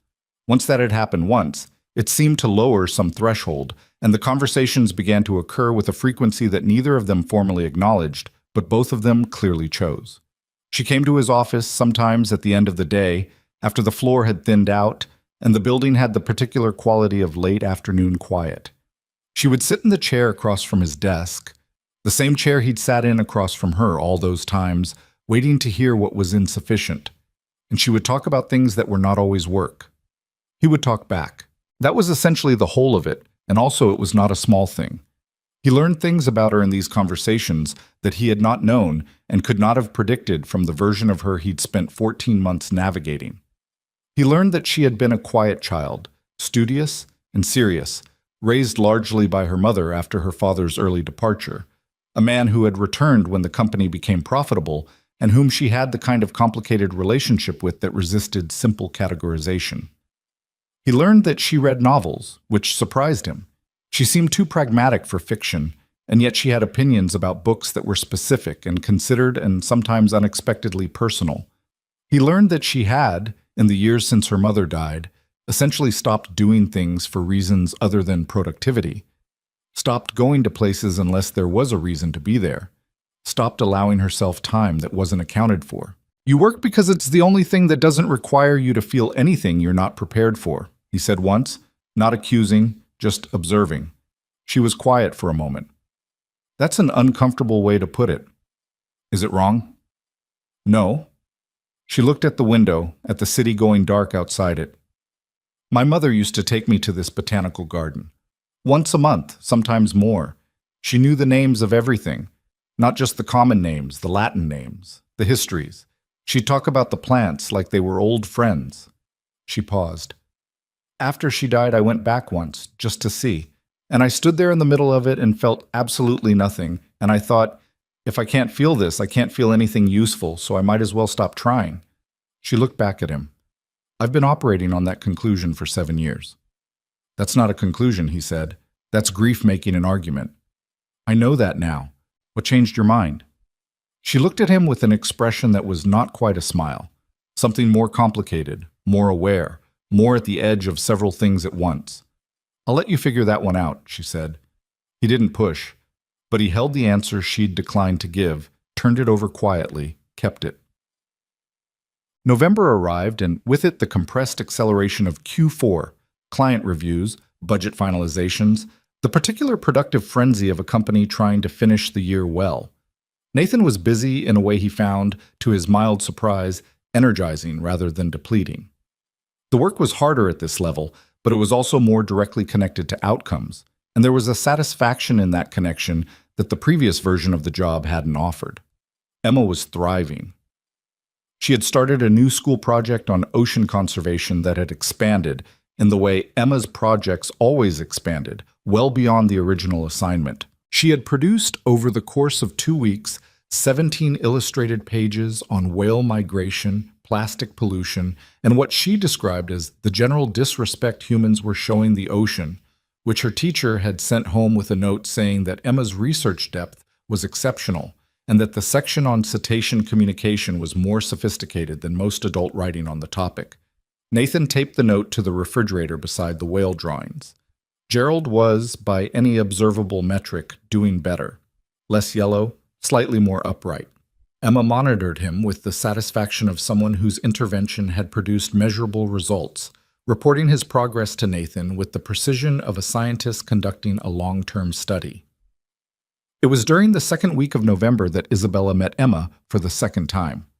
It happened without elaborate planning. Nathan had stayed late on a Thursday to finish a client report, and Emma had been at Carol's, and when Nathan went to pick her up, Carol mentioned that she had a dinner with her sister and had needed to reschedule to 7. Emma had nodded at this information with her philosophical acceptance of logistical realities, and told Nathan she'd just come back to the office with him. He'd hesitated. He'd never brought Emma to the office. The office was the part of his life that stayed separate from the part that had Emma in it, not because he was ashamed of either, but because they were different registers of himself. And he had learned since Diane left to be careful about which parts of himself he offered to which contexts. But Emma had the elephant in her backpack and a library book she was working through, and she said, "I'll be quiet, Dad. I'll just sit." And he knew from experience that she actually would, because Emma was genuinely capable of occupying herself for hours when she had something she was interested in. He'd taken her in. She'd sat at the small side table in his office with her book and her elephant and been, as promised, quiet. He'd finished the report. The floor was mostly empty by 6:30, just a few other people working late, the building settling into its evening version of itself. He was reviewing the last section of the report when he heard Emma's voice in the hallway, not alarmed, just conversational, and then another voice responding. He came to his office doorway. Isabella was in the hallway outside, still in her work clothes, clearly on her way out. She had stopped because Emma had apparently looked up from the side table as she passed and said hello, which was an Emma thing. She did not distinguish between people based on whether she was expected to talk to them. Isabella had stopped and was talking back. "But the author gets the feeding behavior wrong," Emma was saying, holding up her library book. "Humpbacks don't just lunge at krill, they have a coordinated strategy. This book makes it sound random." "What's the actual strategy?" Isabella asked. She was not performing interest. She was actually asking. Bubble net feeding. A group of them create a spiral of bubbles that traps the krill in a cylinder, and then they all come up through the middle at once. They have to communicate to time it right. Emma set the book down with the mild contempt of someone who had found a source wanting. This book is for younger kids, which is fine, but they could have gotten that part right. When did you figure out the book was wrong? Page 42. It described a whale feeding alone, which doesn't happen with humpbacks. They're cooperative. Isabella looked at Nathan. He leaned against his door frame. She looked back at Emma. How do you know all of this? She asked. I read things, Emma said, with the simplicity of someone for whom this was sufficient explanation. She studied Isabella with the direct assessment she brought to people she was deciding about. Your coat is nice. Thank you. It looks warm. Is it warm? Very. Emma seemed satisfied with this inventory. Are you done with work? I am. Emma looked at Nathan, then back at Isabella, with the particular expression she got when she was about to say something she'd decided was worth saying regardless of whether it was what people expected. You could come have dinner with us if you want. Dad usually makes too much. A silence settled in the hallway. Isabella looked at Nathan, and Nathan looked at Isabella, and neither of them said anything for a moment. I do make too much, Nathan confirmed, which was not exactly an invitation, but was not an invitation either. Isabella looked at Emma. What's for dinner? I don't know yet. Dad decides when we get home based on what's in the kitchen. It's like a cooking surprise. That sounds either inspired or chaotic. Usually both, Emma said, and closed her library book with the finality of someone who had made a decision, picked up her elephant, and stood up from the table. Wong. It turned out to be pasta. Nathan found linguine and a partial jar of good marinara and some Italian sausage in the freezer that he thawed quickly, and he stood at the stove while Emma gave Isabella a tour of the apartment that consisted mainly of showing her Gerald, explaining the new watering protocol and its results in considerable detail, and then walking her through the whale drawings on the refrigerator with the narration of a museum docent. Isabella stood in front of the refrigerator and looked at the drawings with genuine attention.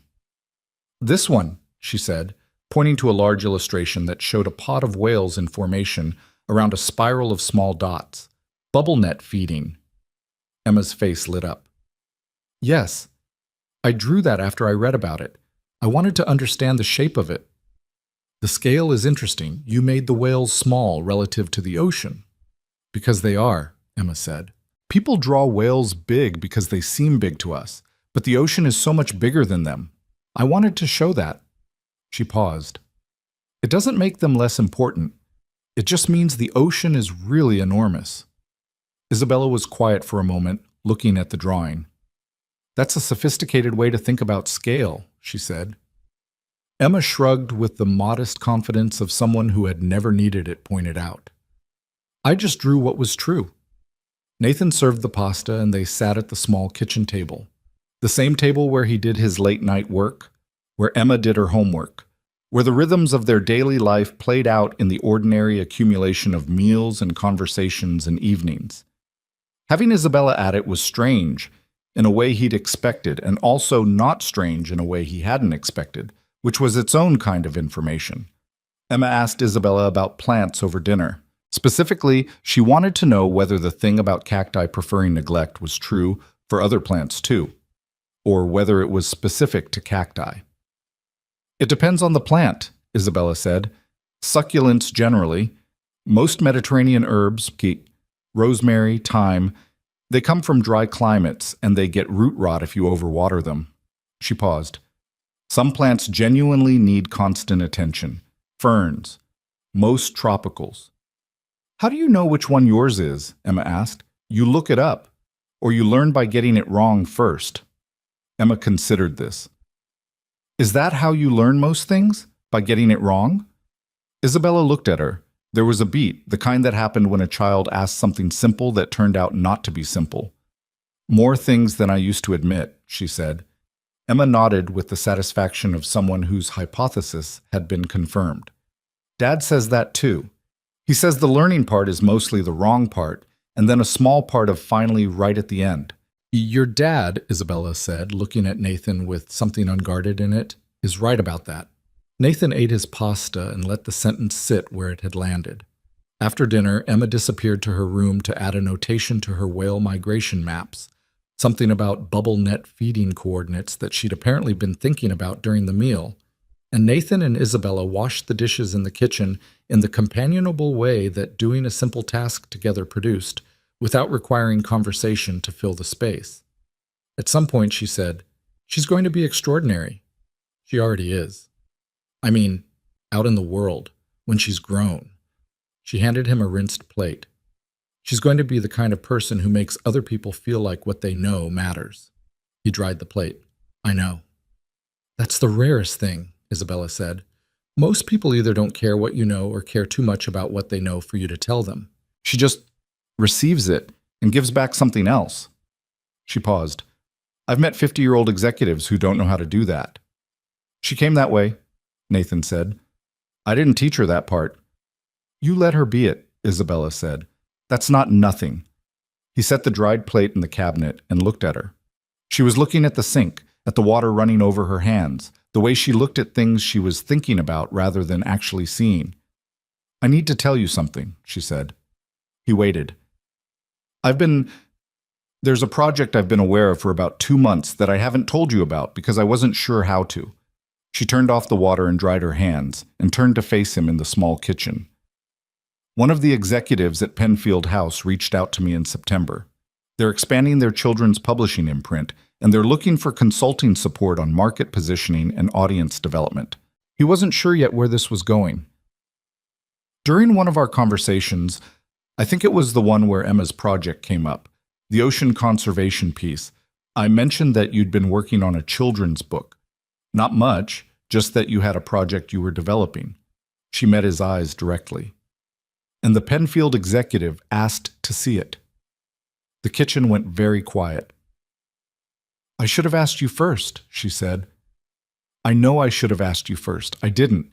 And I've been carrying that for 2 months because I didn't know how to bring it up without it seeming like I was managing your life, which is not what I'm doing or not what I'm trying to do.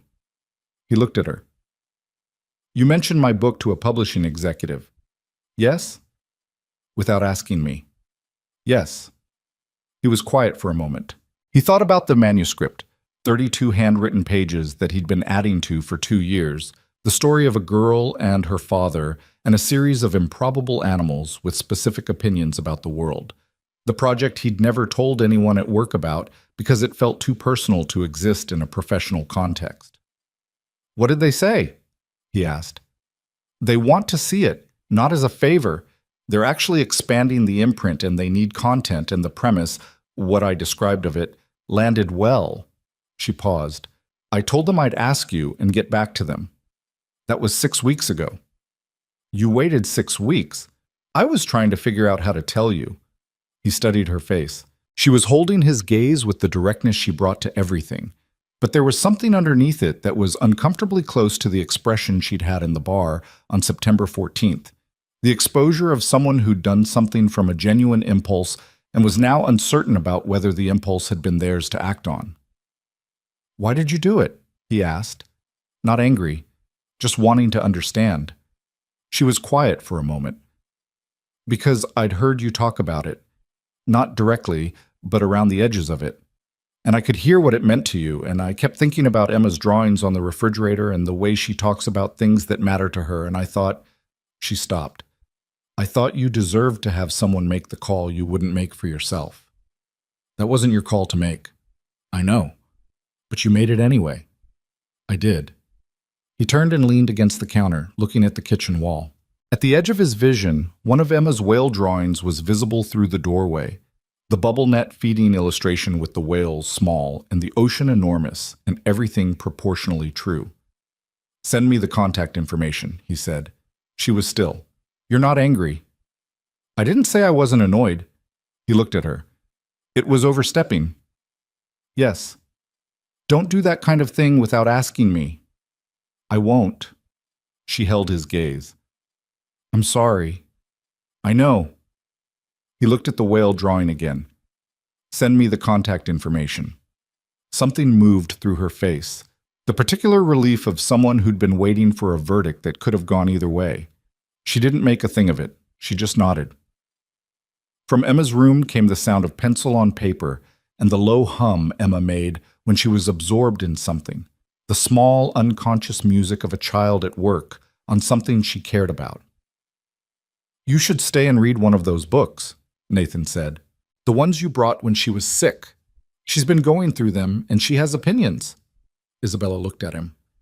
"I don't want to impose Isabella." He said her name the way he'd learned to say it, with the weight of all the times he hadn't, before the bar, before the water glass, before the thing that had been shifting incrementally since September. "She asked if you were coming back the day after you visited, on Monday morning, putting on her shoes." He paused. "She doesn't ask that about people she's indifferent to." Isabella stood very still in the kitchen for a moment. Then she took a breath. Not a composed breath, not the controlled inhale of someone managing themselves, but the slightly unsteady breath of someone who had been offered something they hadn't let themselves expect and didn't quite know how to accept it with the right amount of care. "Okay," she said. December arrived in the way December arrived in the city. A particular quality of light, shorter days, the first real cold that made the air sharp and clean in a way that was almost pleasant before it stopped being pleasant. The office had the compressed energy of a Q4 end, everyone finishing things, the particular combination of tired and accomplished that came from a year of work reaching its last chapter. Nathan had sent the manuscript to the Penfield contact on the second week of November.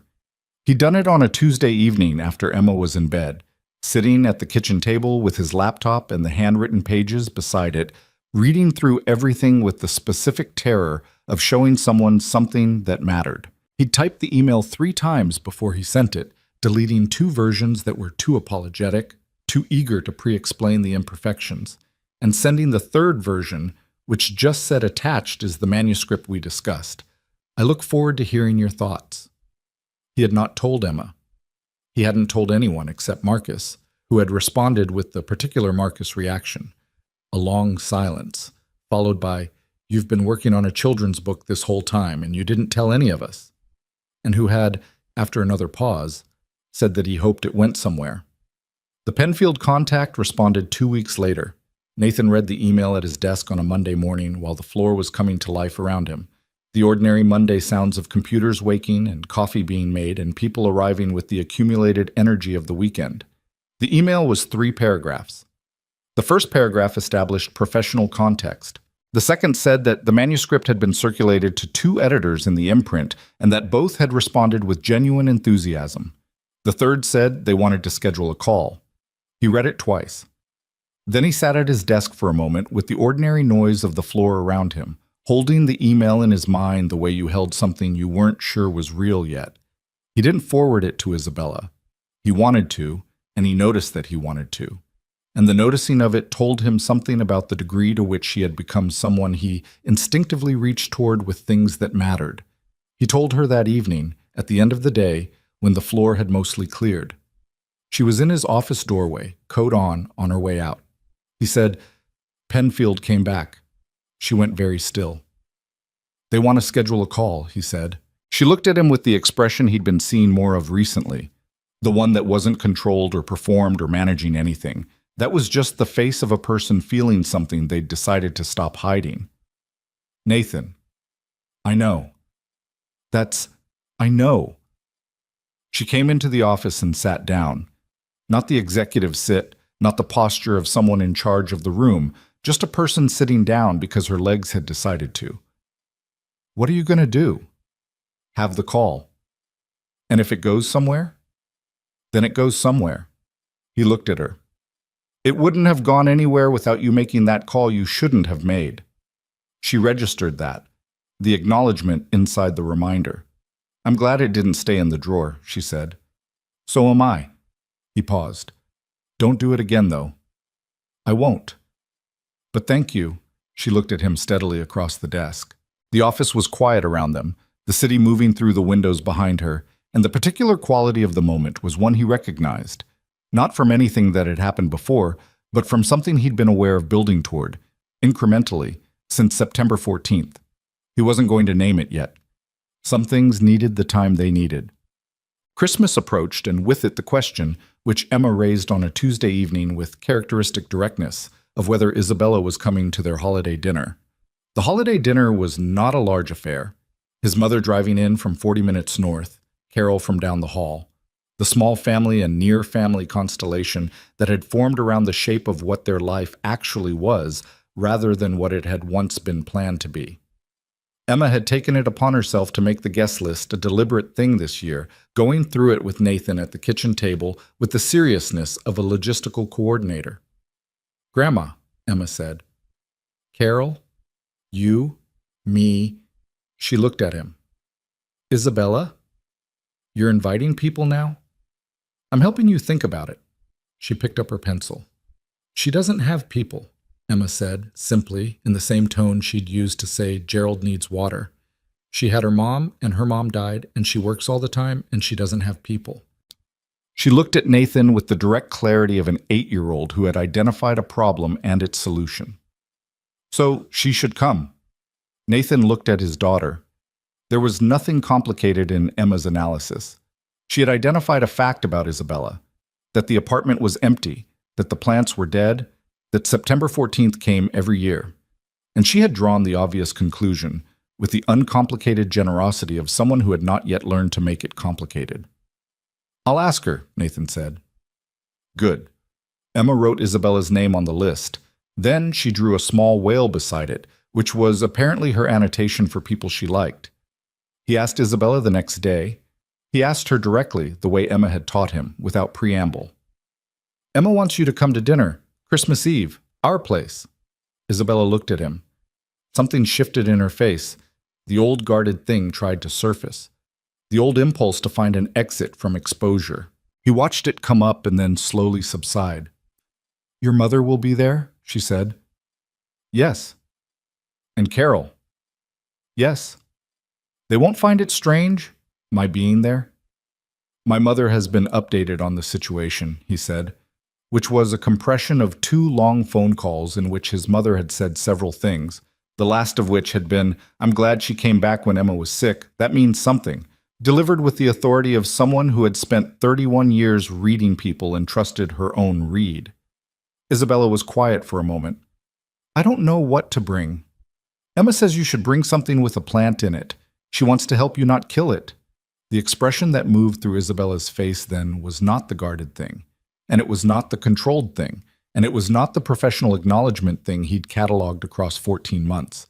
It was just open, caught, real in the way only unguarded things were real. The way his daughter's question on Monday morning had been real, and the way thank you had been real 4 separate times, each one costing something and meaning it. "Okay," she said. He nodded. He turned to go. "Nathan." He stopped in the doorway. Outside his office windows, the city was doing its December thing, gray and bright and cold. I know it's not simple," she said, "the way things are between us now, and what it means for work, and what it means for Emma. I know there are complications I've probably been not ignoring, but not fully naming." She looked at him steadily. "I'm naming it now. I'm aware of it. I'm not being careless with it." He looked at her for a moment. "I know you're not." "I just wanted to say it out loud." "I know." He paused. "Come to dinner, Isabella." She held his gaze. "I'll be there," she said. He walked back to his desk and sat down and looked at the city for a moment through the window. Marcus was at his own desk, carefully not looking in Nathan's direction, which was itself a kind of looking. December moved through its days. The year compressed toward its ending, the way years did. All the accumulated weight of the months, all the things that had shifted and broken and rebuilt themselves in shapes nobody had anticipated at the start. Nathan thought about January, about sitting in a coffee shop 9 months ago reading a job brief that had promised nothing about any of this, and about the arithmetic of how a single ordinary life could absorb this much change in this much time without losing its essential shape.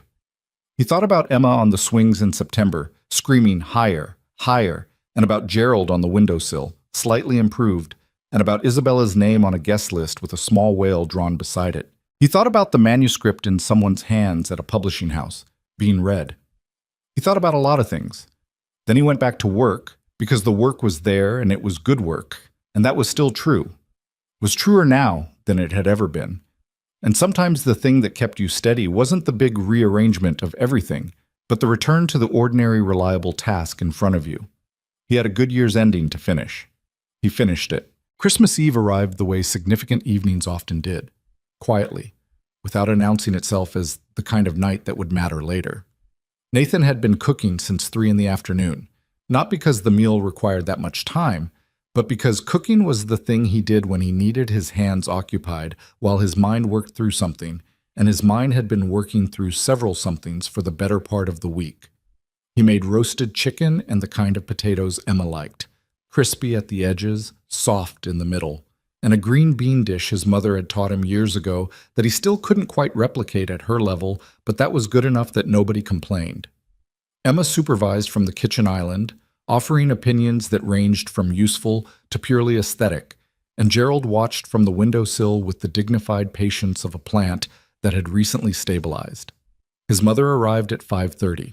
She came through the door with 2 pies she'd made herself and the particular energy she always brought to their apartment, warm and direct, and immediately filling the space with the sense that things were properly underway now that she was there. She hugged Nathan, squeezed Emma until Emma made the sound she always made, and then stood in the kitchen and looked at the stove with the evaluating eye of someone inspecting work. "The potatoes need another 5 minutes," she said. "They have another 5 minutes," Nathan said. "Good." She set the pies on the counter. She glanced at Nathan with the slightly loaded quality of a look she'd been preparing.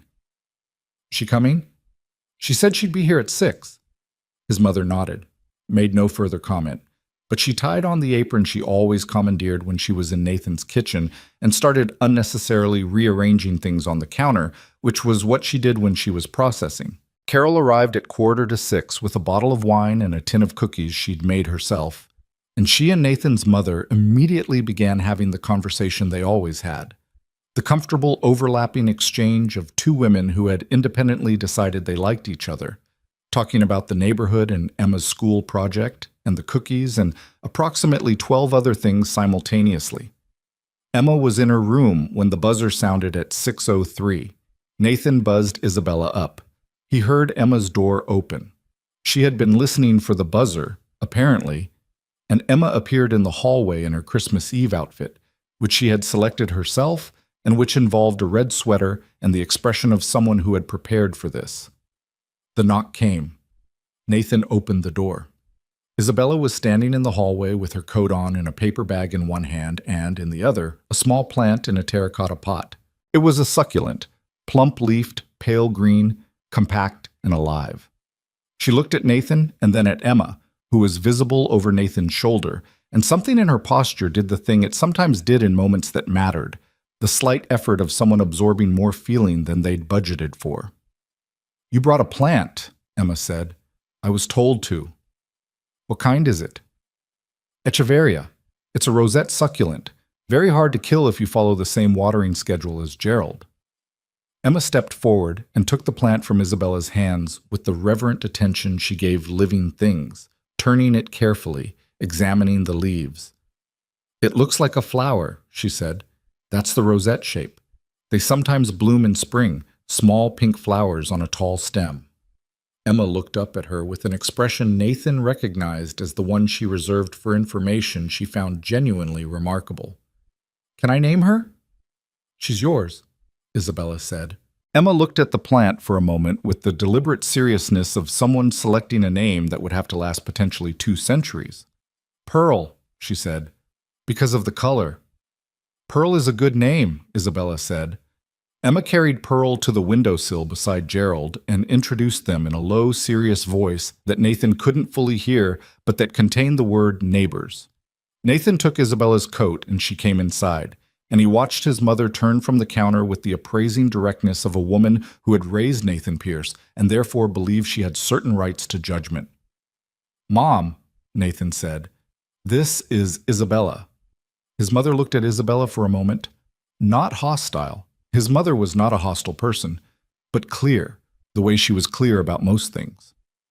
"I've heard a lot about you," she said. "I imagine," Isabella said.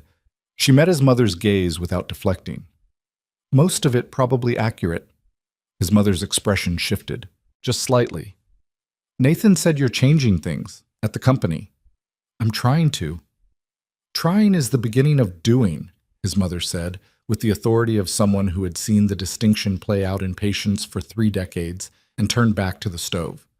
It was not a full absolution, but it was something, and Nathan filed it away.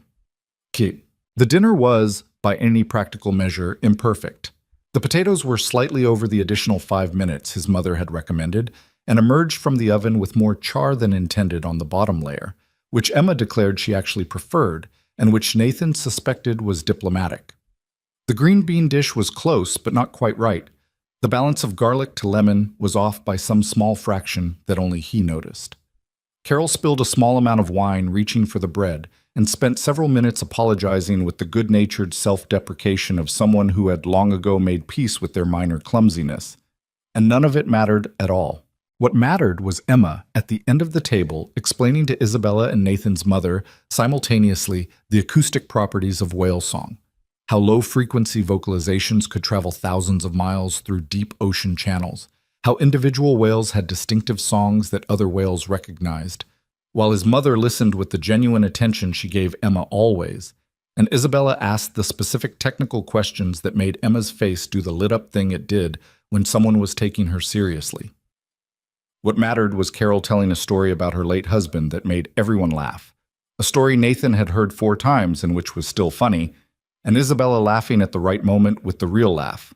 Not the polished acknowledgement, but the helpless one he'd first heard in his apartment on a Friday night when he'd mentioned a cactus named Gerald. What mattered was his mother, clearing plates, pausing behind Isabella's chair, and putting a hand briefly on Isabella's shoulder, not saying anything, just the touch, the small physical grammar of a woman deciding to extend something, and Isabella going very still for just a moment, the way people went still when they were touched by something they hadn't expected. After dinner, Emma fell asleep on the couch with her head on Nathan's mother's lap, which was where she always fell asleep eventually when his mother was present, some deep cellular comfort that bypassed all of Emma's usual wakefulness. His mother sat with her and drank tea and talked quietly with Carol, and Nathan and Isabella stood at the kitchen sink doing what they had apparently decided was their thing, washing dishes together in the easy way of people who had done it before and knew the rhythm. "Your mother is formidable," Isabella said, handing him a glass. "She's a nurse. 31 years. She stopped being diplomatically tactful somewhere around 2003 and never went back. She looked at me like she was taking my blood pressure. She was assessing whether you were real," Nathan said, "whether the change was real. What do you think she decided?" He dried the glass. "She put her hand on your shoulder." Isabella was quiet for a moment, looking at the water. "That's a lot to read into a gesture." "That's my mother. That gesture means something." She didn't say anything else, but she was holding the next dish without handing it over, just holding it, and he understood she was taking a moment, so he let her. "I want to ask you something," she said. "Okay. And I want you to answer honestly, not carefully." He set down the dish towel. "That's the same thing for me." She looked at him. In the kitchen doorway, visible through the glass, his mother and Carol were talking softly, and Emma was asleep between them, the small, trusting weight of her against his mother's side. Outside the window, the city was doing its Christmas Eve version of itself, quieter than usual, the particular hush of a night when most people had decided to be somewhere they'd chosen to be. "Are you afraid of this?" Isabella asked. "What this is becoming? What it already is, honestly." He thought about it. Not performing the consideration, actually considering it. He thought about Diane and the kitchen table and the 4 years of building something on an assumption that had turned out to be wrong. The specific education of learning that proximity was not the same as connection and that someone being present in your life was not the same as someone being present for your life. He thought about the way he'd protected himself since then. Not consciously, not with walls exactly, but with a careful management of how much he expected from things. A calibration of hope that kept it inside the range of what he could absorb if it went wrong. "A little," he said. "Not of this specifically, of trusting that it's real." She nodded, like this was the right kind of honest. "I'm more than a little afraid," she said. I've spent 7 years being sure that the way to not lose anything was to not have anything. And I know what it costs. I've been looking at what it costs from the inside for a long time. She paused.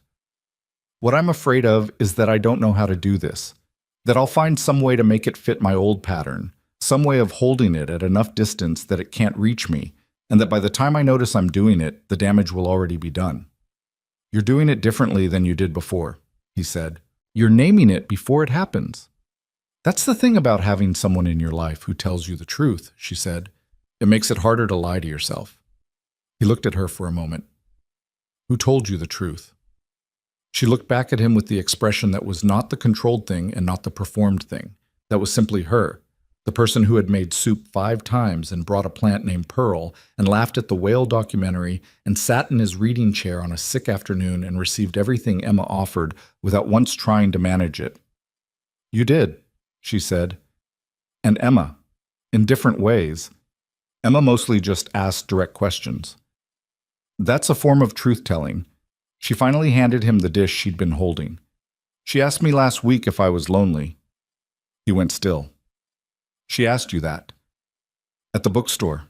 We were looking at new books for her ocean project, and she just looked up from a shelf and said, "Were you lonely before you started coming here?" Just like that. No preamble. What did you say? I said yes. Isabella's voice was quiet. She nodded like she'd already known and said, "I'm glad you're not anymore," and went back to looking at books. She paused. She said it the way you'd say it's raining or Gerald needs water, as a fact, not as a thing requiring a response. But Nathan stood at the sink with the dish in his hand and felt something that wasn't one feeling, but several layered together, love for his daughter, which was the oldest and deepest thing he carried. Something toward Isabella that he had been allowing to name itself gradually, without rushing it, because it deserved to come at its own pace. And something that was less an emotion than an understanding, a piece of knowledge about how the world worked that he'd been assembling since September, and that was only now, in this kitchen on this particular night, arriving in its complete form. He put the dish down. He turned to face her. I'm not afraid of this, he said, correcting himself. I said a little afraid, but that's not the primary thing. The primary thing is that I want it to be real, which means I have to let it be real, which means I can't keep managing the distance. She looked at him steadily. I've been doing that, he said. Not obviously, not in any way that was cold, but there's been a careful part of me that's been watching this and keeping it slightly outside some perimeter. Because Emma is in this. And anything that touches Emma, he stopped. I don't get to be careless with her. I know that, Isabella said. I'm not saying you've been careless. I know what you're saying. She held his gaze. You're saying you need to be sure it's the real version, not the version someone performs for 8 weeks and then leaves when it gets complicated. Yes? Then I need to tell you something. She stepped slightly closer, not dramatically, just the small, deliberate reduction of the careful distance he'd described. I'm not leaving. I'm not good at this. Being a person in someone's daily life, in the actual texture of it with the dishes and the sick days and the dinner that's slightly overdone. I'm not practiced at it. I will get things wrong. She paused. But I'm not performing. I haven't been performing since the night I sent you that text, and I think somewhere in yourself you know that. He did know it. He'd known it for a long time. The soup on the 5th attempt, the careful question about Emma's cactus, the email at 2 a.m, the way she'd held his mother's look at the dinner table without flinching.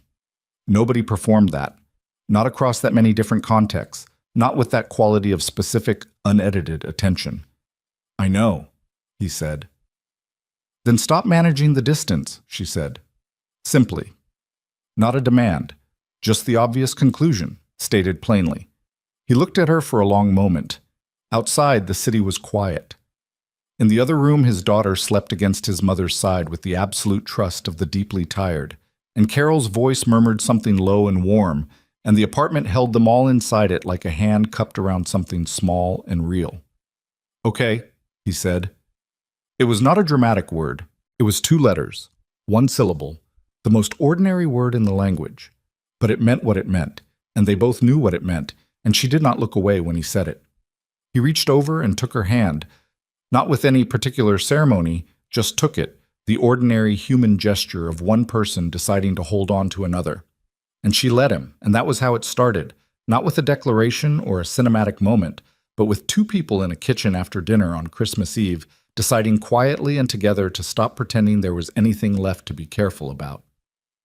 January came and the year began the way New Year's began, with the simultaneous feeling of continuity and change, of being the same person in a slightly different configuration of everything around you. The Penfield call had happened in December, a week before Christmas, a 40-minute conversation that Nathan had sat through at his kitchen table while Emma was at school, his notes in front of him and the manuscript pages stacked beside his laptop in what he'd told himself was not superstition. The two editors he spoke with were specific in their enthusiasm, not the general warmth of people being polite, but the particular energy of people who had found something they wanted and were working out the logistics of how to acquire it.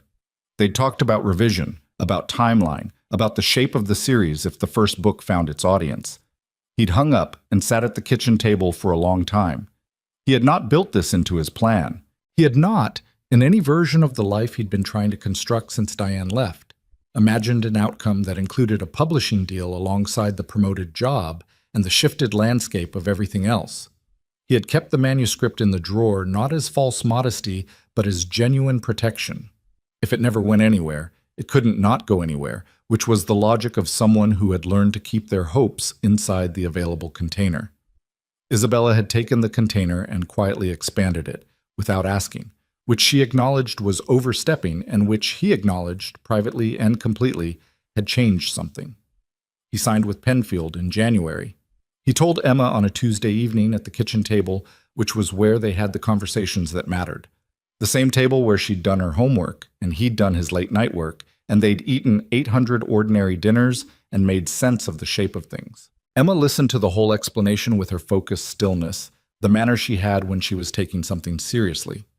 Then she said, "The book about the girl and the animals with opinions? That's the one." "I knew that one was real," she said. "Some stories feel like they're supposed to exist." He looked at his daughter. "What do you mean?" She thought about it. "Like, some stories are made up just to be made up, but some of them feel like they were always there, and the person just found them." She looked at him with the directness she'd had from the beginning, the instrument of a child who hadn't learned to look away from the things that were true. "Your story felt like that kind." He didn't have a sophisticated response to that. "Thank you, Bug. Can I read it before it's a real book?" "You can read it any time you want." She nodded with the satisfaction of a negotiation concluded. Then she picked up her pencil and went back to her homework, and the evening continued, and the ordinary texture of their life settled back around them like it always did. The thing about transformation, the real kind, not the dramatic movie kind, was that it didn't announce itself. It happened in the accumulation of small choices made consistently over time, and you only understood that it had occurred when you looked back at some earlier version of things, and couldn't quite remember how it had felt to be inside them.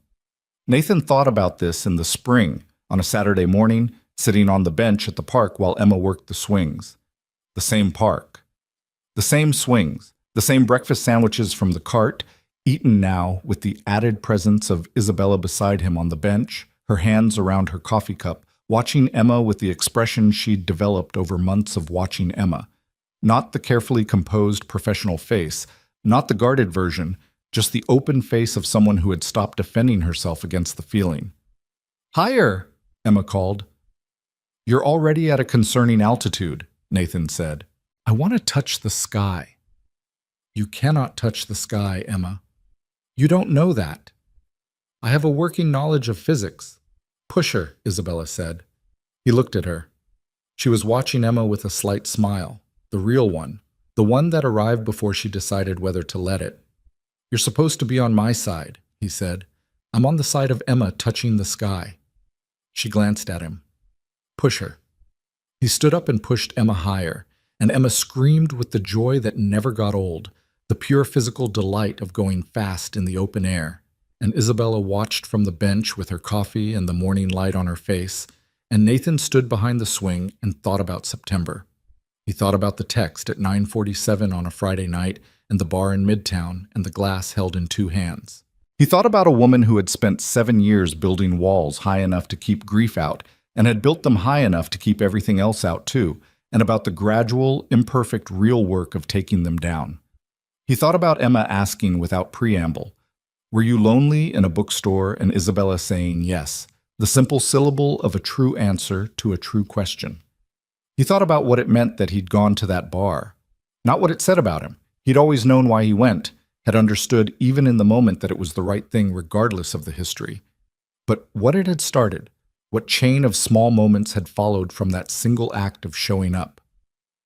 The email at 2 in the morning, the promotion, the soup on the 5th attempt, Pearl on the windowsill next to Gerald, his mother's hand on Isabella's shoulder, Emma's name for things she liked, written with a whale beside it. You could not plan any of that. You could not engineer a sequence of events that produced what the last 8 months had produced, because the whole thing had run on the energy of impulsive and unplanned choices. Her text, his going, his Saturday morning work, her 2 a.m. email, the phone call she shouldn't have made, the dinner invitation from an 8-year-old who had simply identified a fact and drawn the obvious conclusion. You could only show up, and keep showing up, and let the showing up mean what it meant. In April, the manuscript went to copy edits. In May, the cover design arrived in Nathan's email, and he opened it at his desk at work and sat looking at it for a long moment. The illustration of a small girl and a series of animals with expressions of specific opinion, the title in the font the designers had chosen, his name below it. He looked at it the way you looked at something that represented a version of yourself you'd been carrying quietly for a long time, something that had existed only in handwritten pages in a drawer, and now was going to be a real object in the world. He forwarded it to Emma's school email, which she checked on the shared tablet in her classroom. She sent back 3 words. "That's exactly right." He sent it to Isabella. She replied in under a minute, "Nathan, this is wonderful." And then, after a short pause, a second message.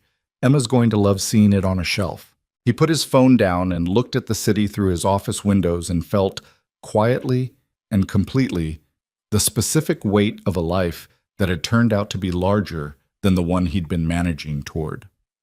The evening it finally happened, the conversation that named everything that had been accumulating since September, was not a special occasion. It was a Wednesday in late May, warm enough that they'd left the windows open, and Emma was at his mother's for 2 days, a school break that his mother had claimed with the territorial confidence she brought to grandmother opportunities. Nathan and Isabella had made dinner together, his apartment, his kitchen, the easy choreography they'd developed of 2 people who knew each other's habits well enough to share a small space without negotiating every movement. It was good, but not remarkable. Pasta again, because they both defaulted to it, with a salad that Isabella had made, and that was better than anything he would have put together. They were on the couch after dinner with the windows open to the spring evening and the city doing its warm weather version of itself outside, and Isabella was reading. She'd brought a book, which was something she did now, brought a book, or came with the ease of someone who didn't need to have a reason to be somewhere. And Nathan was going through notes for a revision his editor had sent, and it was one of those evenings that was comfortable in the specific way that required years to build and that he'd mostly stopped expecting to have again. She put her book down at some point and looked at him. "I've been thinking about something," she said. He looked up from his notes. "I want to say it directly, not carefully. Not the way I've been saying things for years where the real thing is somewhere inside several other things." She looked at him with the complete absence of her old architecture, the version of herself he'd been watching emerge incrementally since that bar in September, the person underneath all the protection. "I love you. I love Emma. I want this. The dinners and Emma's whale project, and Gerald and Pearl on the windowsill, and your mother at Christmas, and the conversations at the end of the day. I want the ordinary of it, not just the good moments. I want to be here for the hard evenings too, when things don't go well and someone's tired and it's not a night for anything except getting through to the next morning." She paused. "I'm not performing this. I'm not being strategic. I'm just telling you what's true." He set his notes down on the coffee table. He'd known this was coming.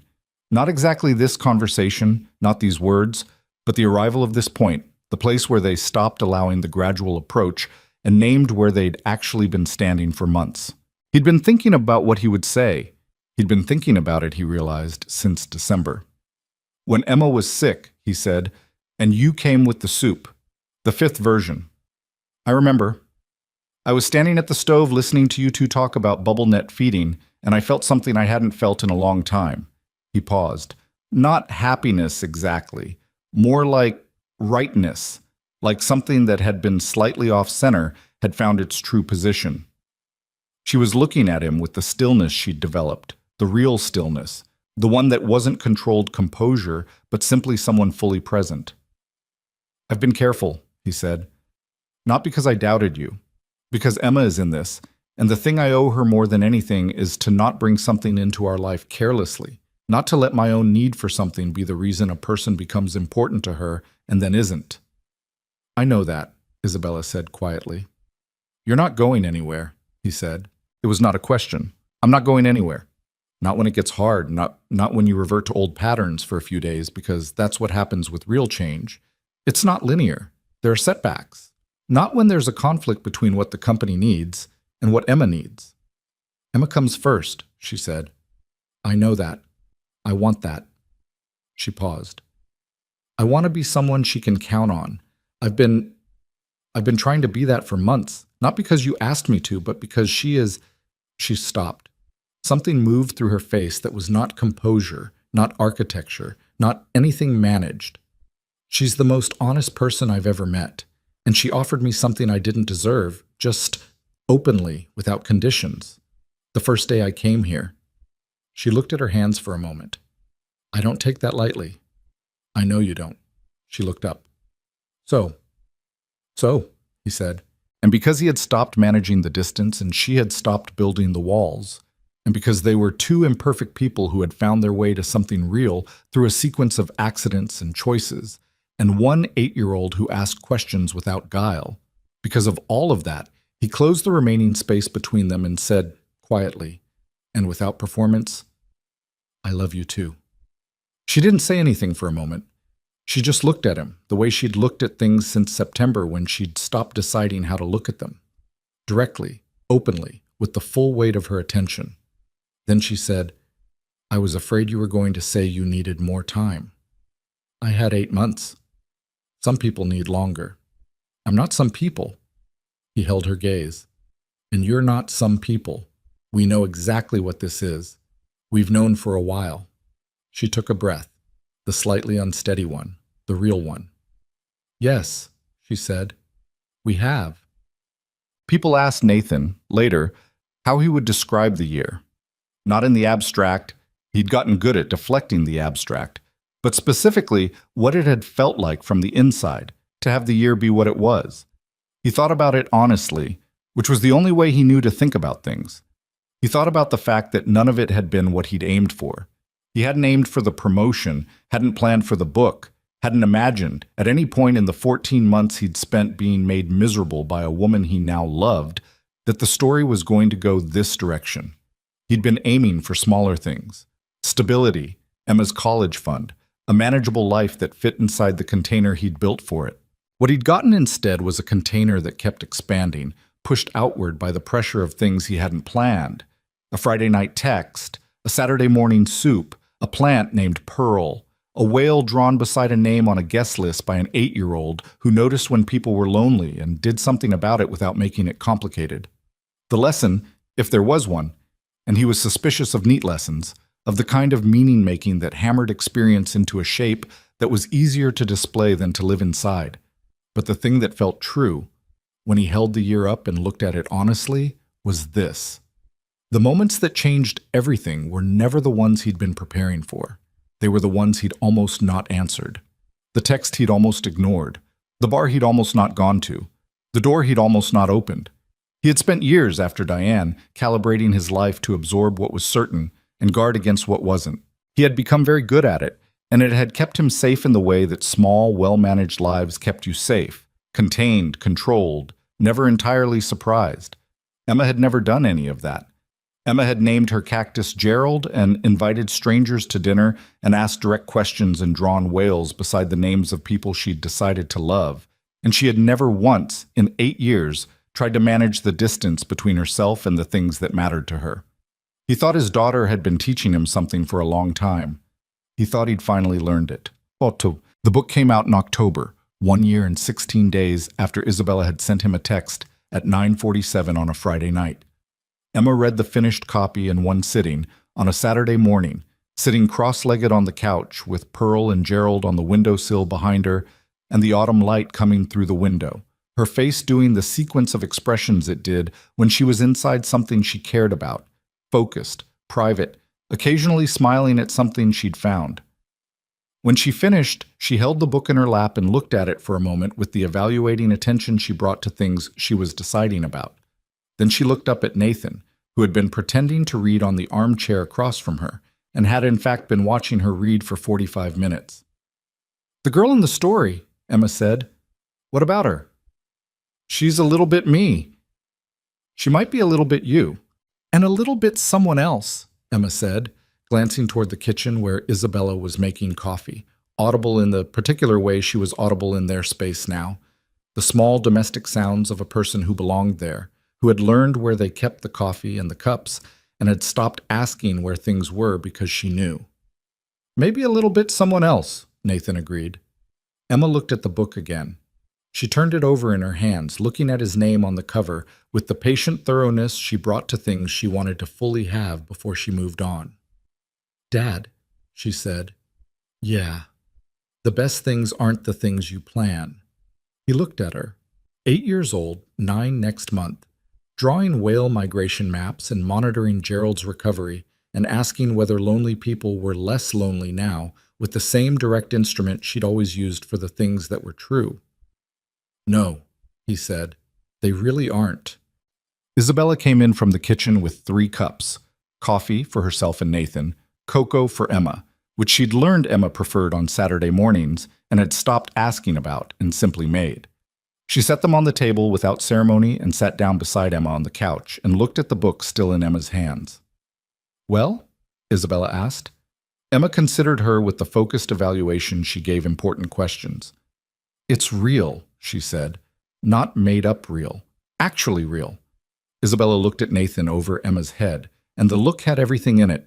The September bar, and the 2 a.m. email, and the soup on the 5th attempt, and the Christmas Eve kitchen, and the couch on the May evening when they'd finally said what they'd both known for months. It had all of it, compressed into the single quiet exchange of 2 people who had arrived somewhere they hadn't aimed for and understood, completely and without reservation, that it was exactly where they were supposed to be. "Yeah," Isabella said softly. "It is." Emma picked up her cocoa.